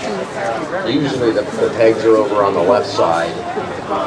And my brother James is going to demonstrate it for you, since my hands are full. He makes it look really easy, but it does take a couple weeks to get that down, and that's one of the hardest things to learn how to ride a penny, is mounting and dismounting. You don't want to get in an emergency situation. Most penny farthings do not have brakes. Brakes are all in your legs, so if you come across a longboard surfer on the boardwalk that wants to hit them waves, which I've actually had happen, you want to be able to hit that peg and dismount as quickly as possible. And you don't want to have to look behind you to find the peg. So a lot of it's muscle memory. And that's the biggest thing of learning how to ride one is getting on and getting off without having to look where your feet are. Other than that, once you're on them, it's like a regular bicycle. It takes a little while to not be so intimidated by the height of these. They go all the way up to 60-inch, and that's pretty big. So your head could be about, depending on how tall you sit in the saddle, about 10 feet off the ground. Yeah, I'm the kind of knucklehead that doesn't like to ride with helmets. I think it's Mother Nature's way of weeding out stupid people. So thankfully, I've never had that big of a crash. I've had a few headovers, but nothing major. And we always say you're not really a penny farthing rider until you've had at least your first obstacle, either falling down or hopefully something soft in the grass or a bush. So that was about it. You can find us on Facebook, SoCal Penny. We do a lot of charity events, so you can see all the parades we've done and all the events that we've done through the years. We've been together for about 5 years now, and there's 9 of us that are hardcore members that show up for events just like this. So thank you very much. Have a good day. Thanks, man.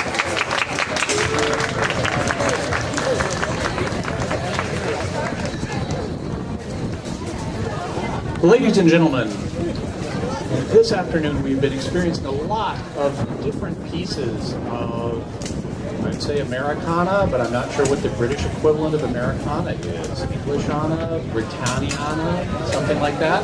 And we've seen some dangerous activities like fighting with swords or riding penny farthing bicycles. Now we're going to see something even more dangerous. Ladies and gentlemen, you are about to witness a performance of one of the best known, least known forms of folk dance in the entire world. Ladies and gentlemen, this is Morris dancing. We're going to have, I'm going to be joined by 3 dancers to perform a dance from a tiny village in the border region of Wales known as Much Wenlock. Much Wenlock is a very small town. It is only big enough to afford one dance, and this is that dance.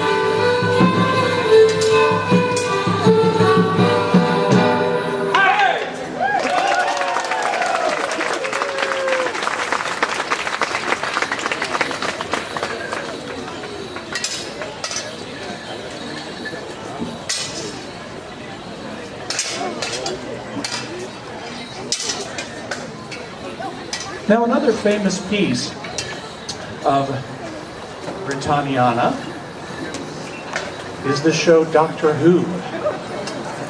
How many people here have seen the show Doctor Who or know about the Doctor? Okay, well, back during the time of the third Doctor, John Pertwee, he actually got trapped in a Morris dance. He said that he would love to have stayed and participated, but there was something about saving the world or something he needed to do. So he wasn't able to stay. But in honor of the now more than 50 years that Doctor Who has been on the air, we're going to perform that very Morris dance. It is called Young Collins. So here we go.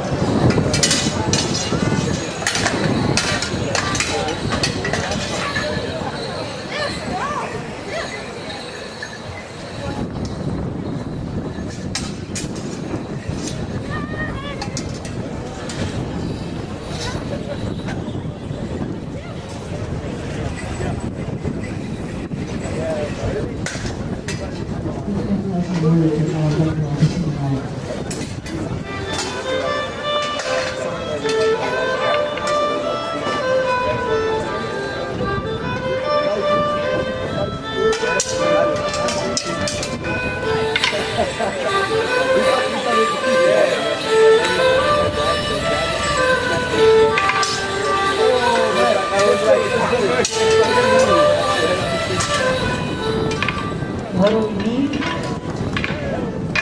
What are we going to drink a lot of? Those are ale and beer. The two is Morris dancers. What makes a Morris dancer dance? And how can you join us? Because ale here is known to reduce your inhibitions and allow you to dance in public, wearing ribbons.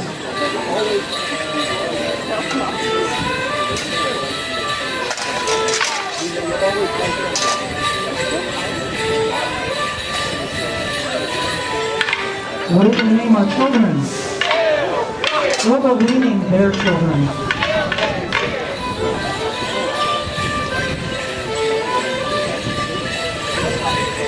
Name two important food groups, ale and beer. And the other two important food groups, ale and beer.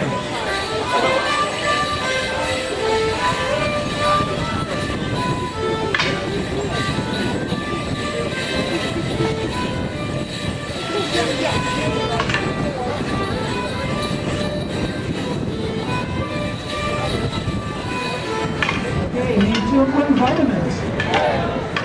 And two essential minerals. The audience will probably know more than that. There's no words now. What are we going to give the audience after the show? What do you think the vitamins are for us? Thank you, audience. Very kind.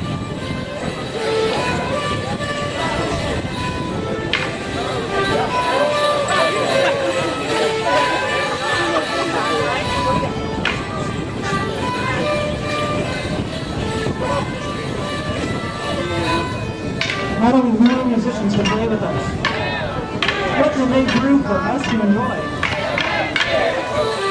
We have a brewer fiddle player. What do we need? What are we going to consider after the show?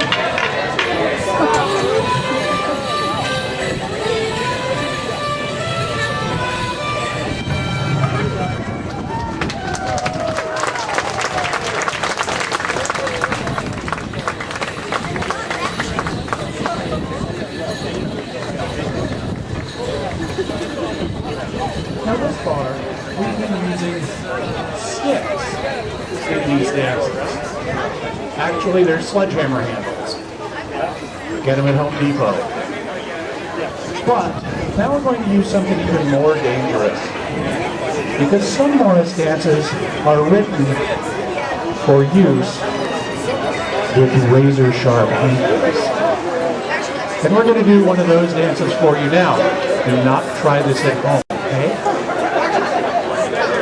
It requires a lot of training. This is a dance that's native to San Diego. Our team wrote this dance, not performed anywhere else in the world, and the name of the dance reflects the way we often feel at practice. muddle. Ladies and gentlemen, muddle.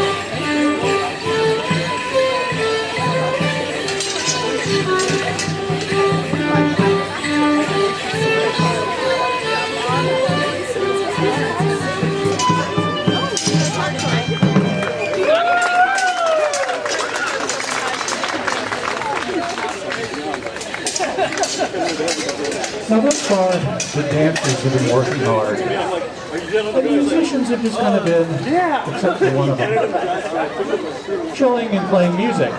How many people would like to see the musicians do their fair share by dancing and playing at the same time? Ladies and gentlemen, the one, the only, Fiddler's Jig!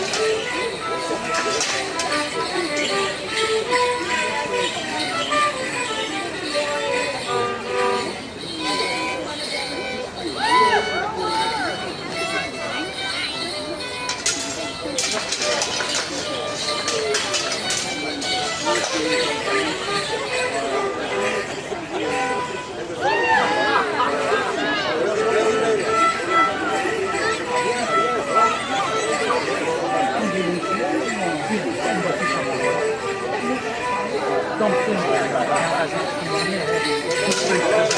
think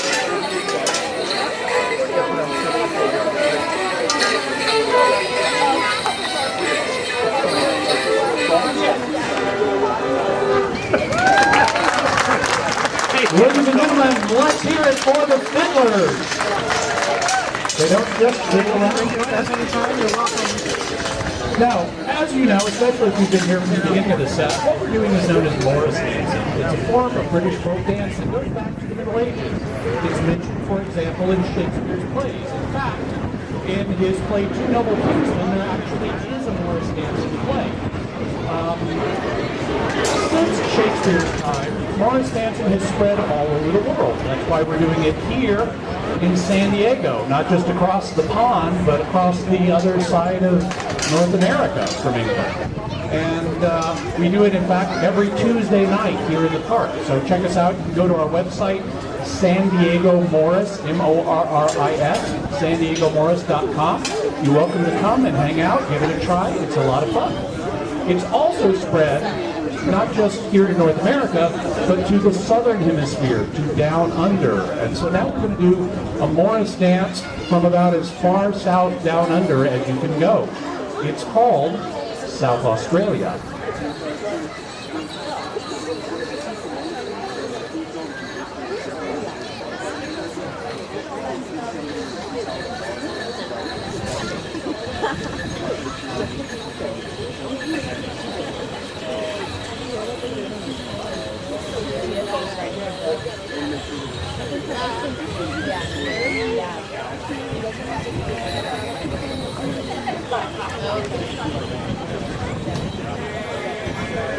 South Australia, I was born. People away, all the way. South Australia.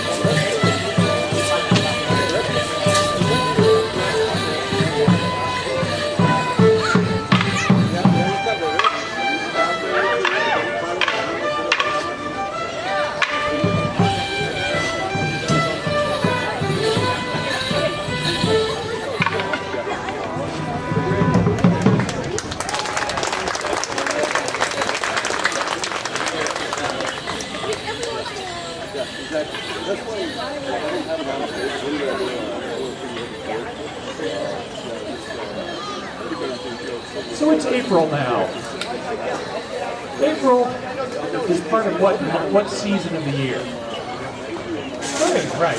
Spring is a time famously associated with romance. And so, we're now going to do a three-person dance with the razor-sharp hankies known as Valentine.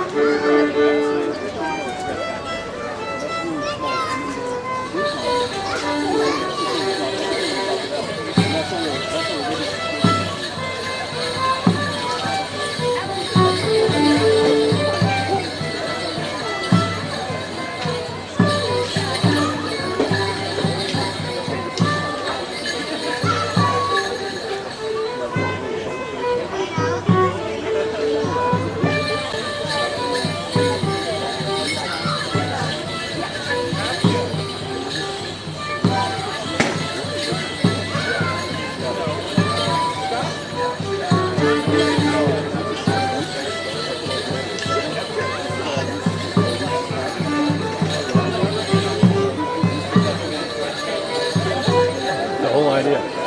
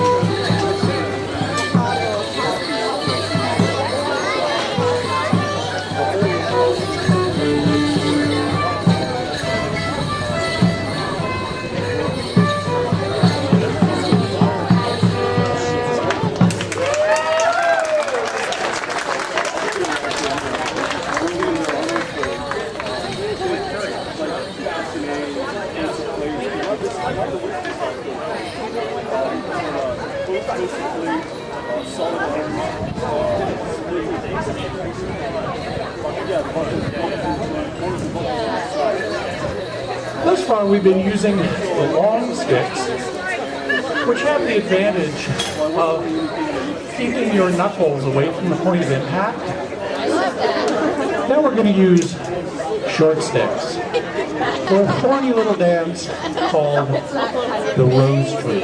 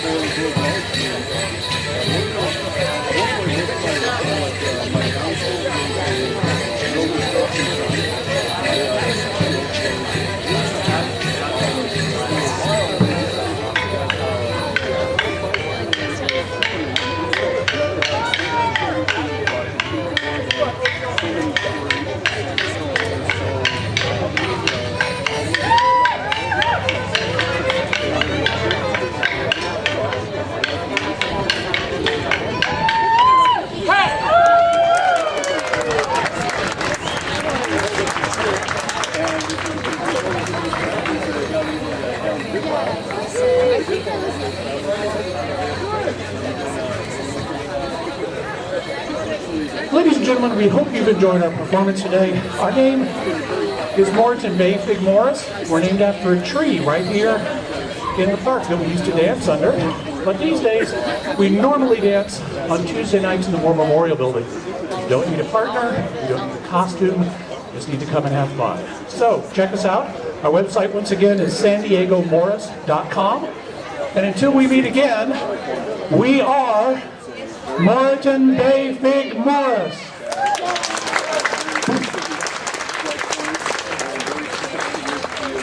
Coming up next, we have another historic British dance group.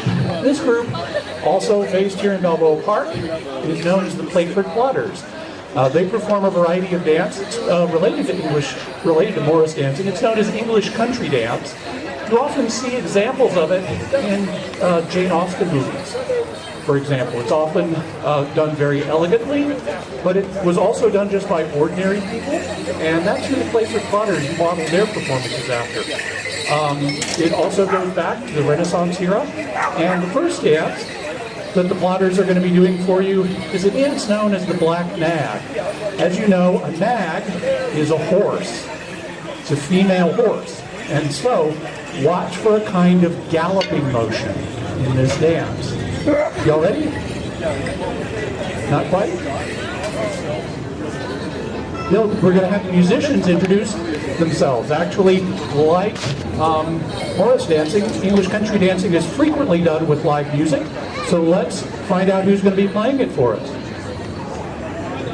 Hello, my name is Judy. This instrument in front of me is called a hammered dulcimer. If you're familiar with dulcimers, this is not related to the Appalachian dulcimer, which is a lap instrument. No one knows why they ended up with the same name, although the name dulcimer goes with this instrument way back to the Renaissance. So this actually originated in the Middle East, and supposedly the Moors brought it with them when they conquered Spain, and then it spread throughout Europe and was more popular during Renaissance times than it is today in Europe.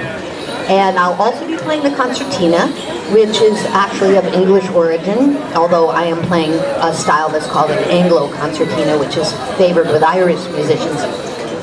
But with that, and the concertina doesn't go back quite as far as the dulcimer historically, but it's been around a couple hundred years. I'll pass on to my bandmates.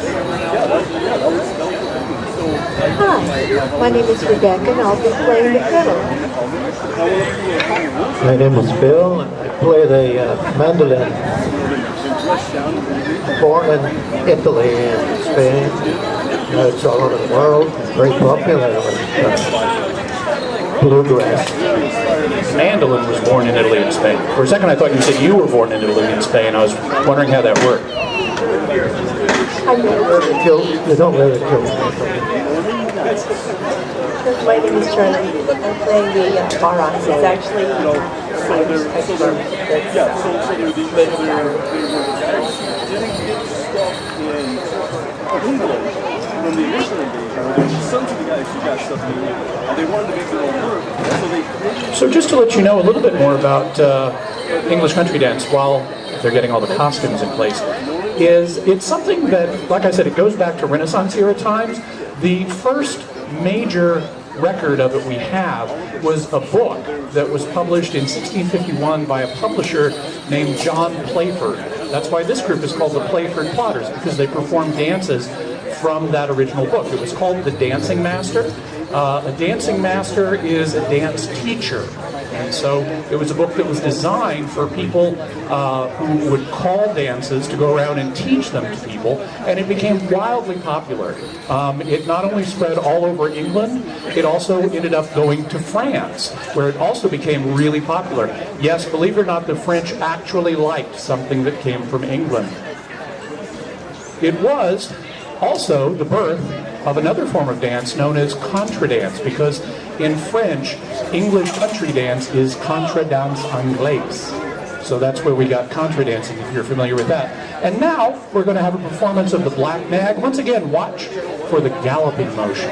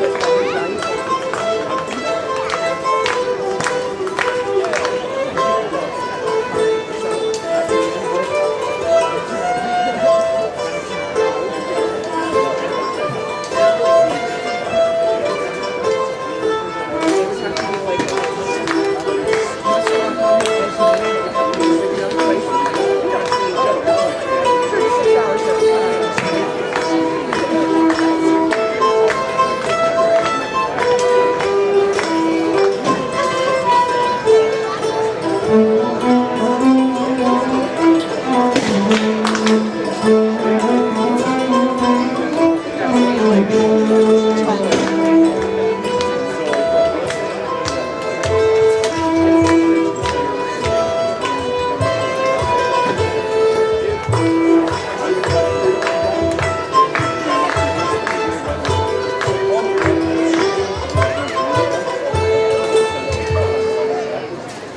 Black Nag. Our next dance is going to be one with another agricultural theme, actually. It's called Gathering Peace Gods. And you may wonder, what on earth is a peace god? Well, it's just an old-fashioned way of saying a pea pod. So this dance is inspired by going out and harvesting vegetables, something that's very much on a lot of people's minds today with all that local grown eco-vegetarianism and stuff that's so popular here in California. So, in honor of that and in honor of just having fun, Gathering Peace Gods. Oh yeah, I should have noticed. There's like super obvious right there.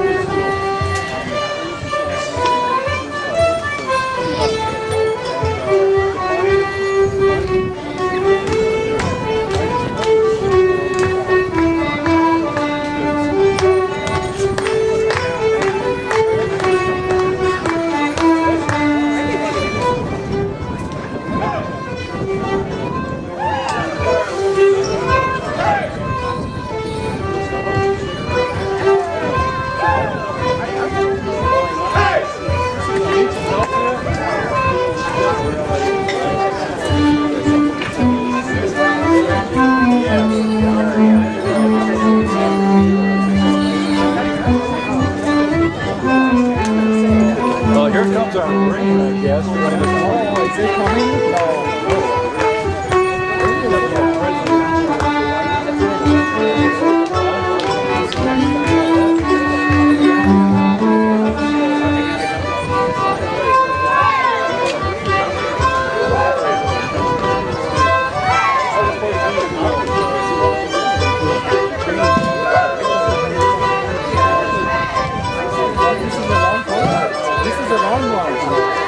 So bad or not?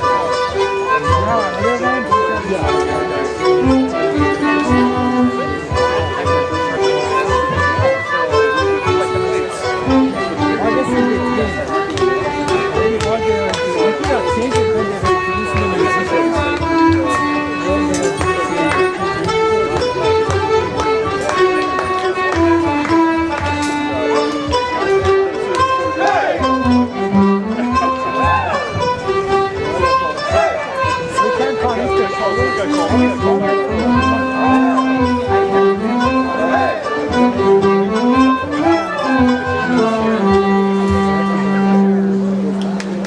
Gathering Peace Gods.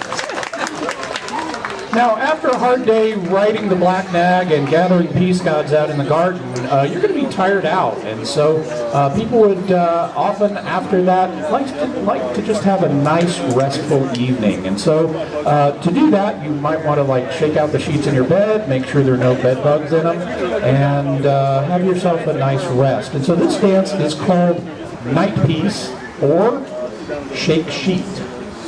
Parse that as you will.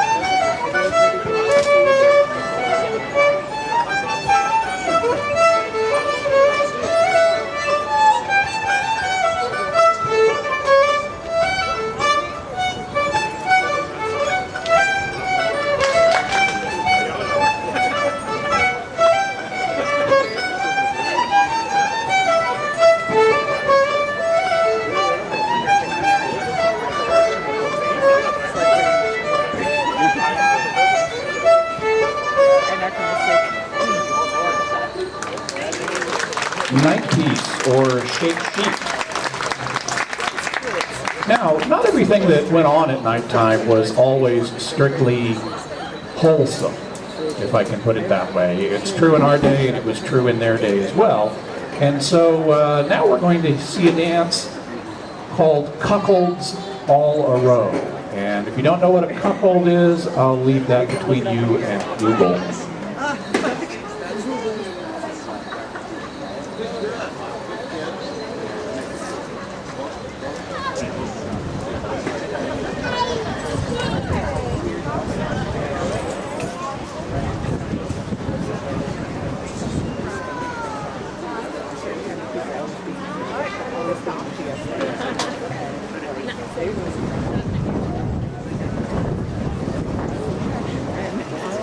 And I was like, okay, I'm not understanding this conversation. It's so funny when you said what you said.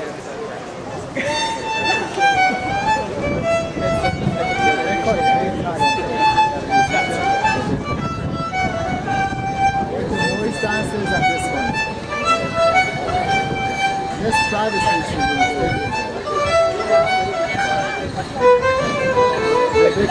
Very talented.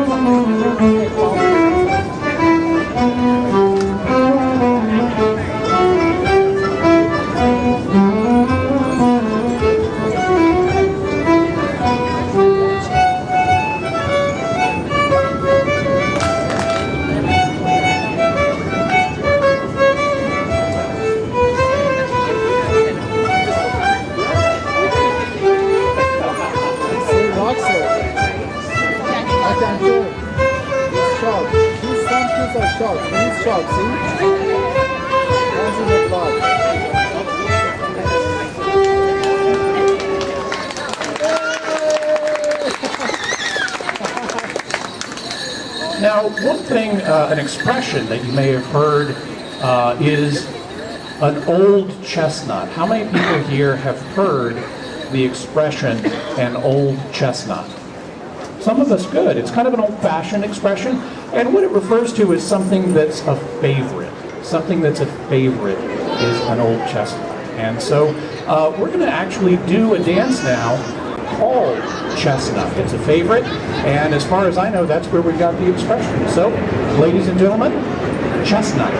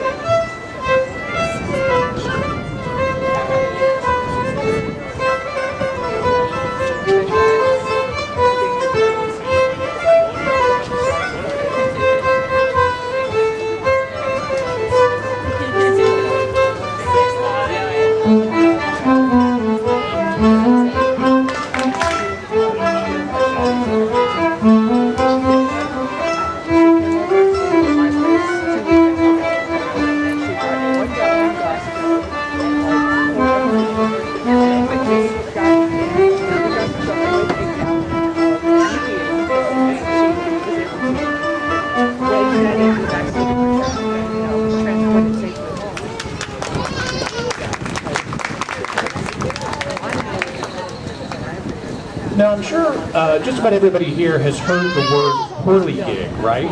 We've all heard the word whirligig before. Anybody know what it means? It's kind of hard to articulate. You know what it is? See, he's two. Everybody, y'all can do better. He knows. He's got it down. What a whirligig is a pinwheel.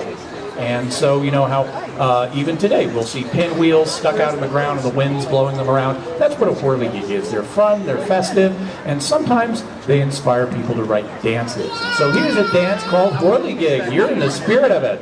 Awesome. Here we go with whirligig. If you show up with a 9-gallon stove and a 40-minute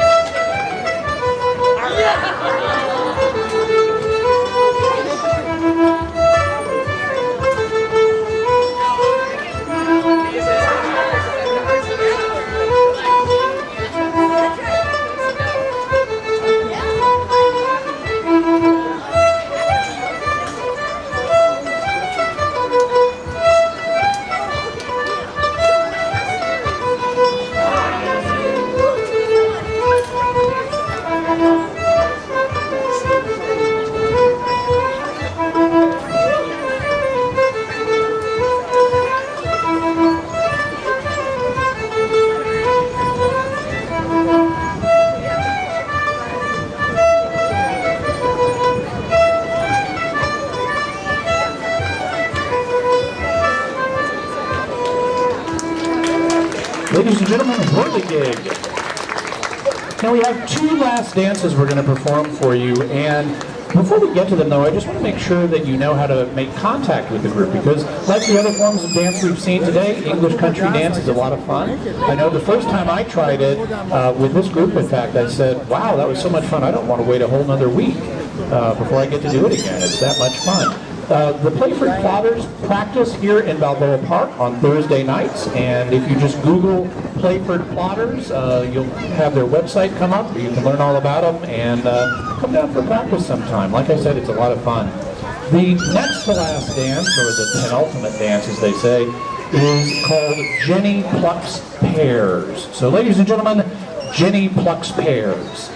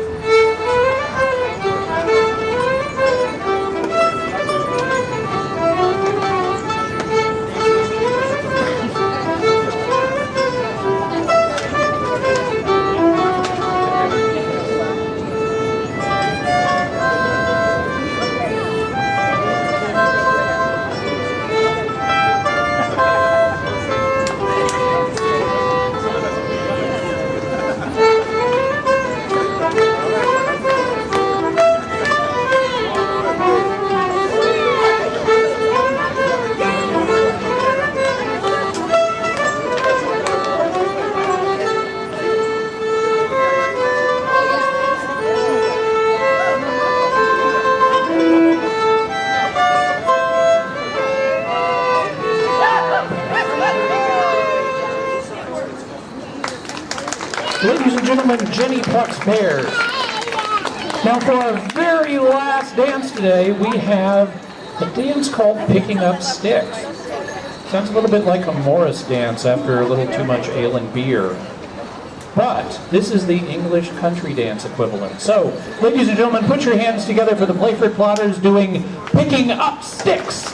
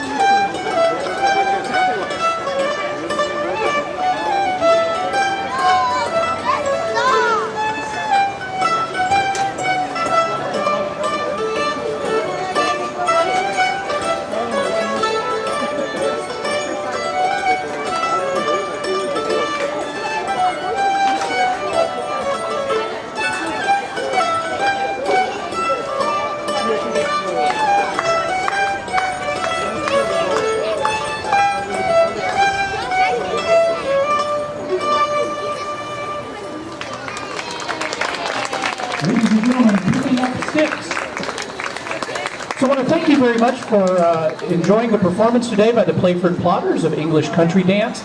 It is a group that's a lot of fun, and so be sure and check them out, and just go online and Google Playford Plotters, P-L-O-D-D-E-R-S. Let's hear it for them, guys.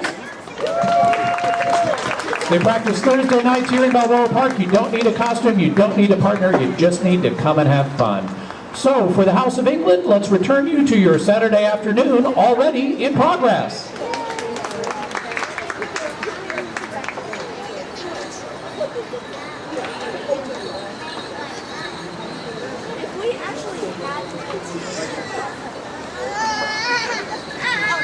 Thank all the groups that came here to entertain us today, the Morton Bay Pig, Morris Dancers, the Playful Plotters, the San Diego Costume Guild, if anyone's still here, the Cordy Troupe that we had, and all our volunteers who were here to help today too. Let's give everyone a round of applause. And our Sandman Carlton, who's done a great job, and all the musicians. Tomorrow we have a really exciting day too. Please come back tomorrow from 2 until 4. We have the Baja Bugs Beatles tribute band on the stage. Our cottage will be open, and all the cottages will be open from 12 until 5. And we'll also have shepherd's pies, sausage rolls, and lots of cups of tea and sweet treats. So please come back tomorrow.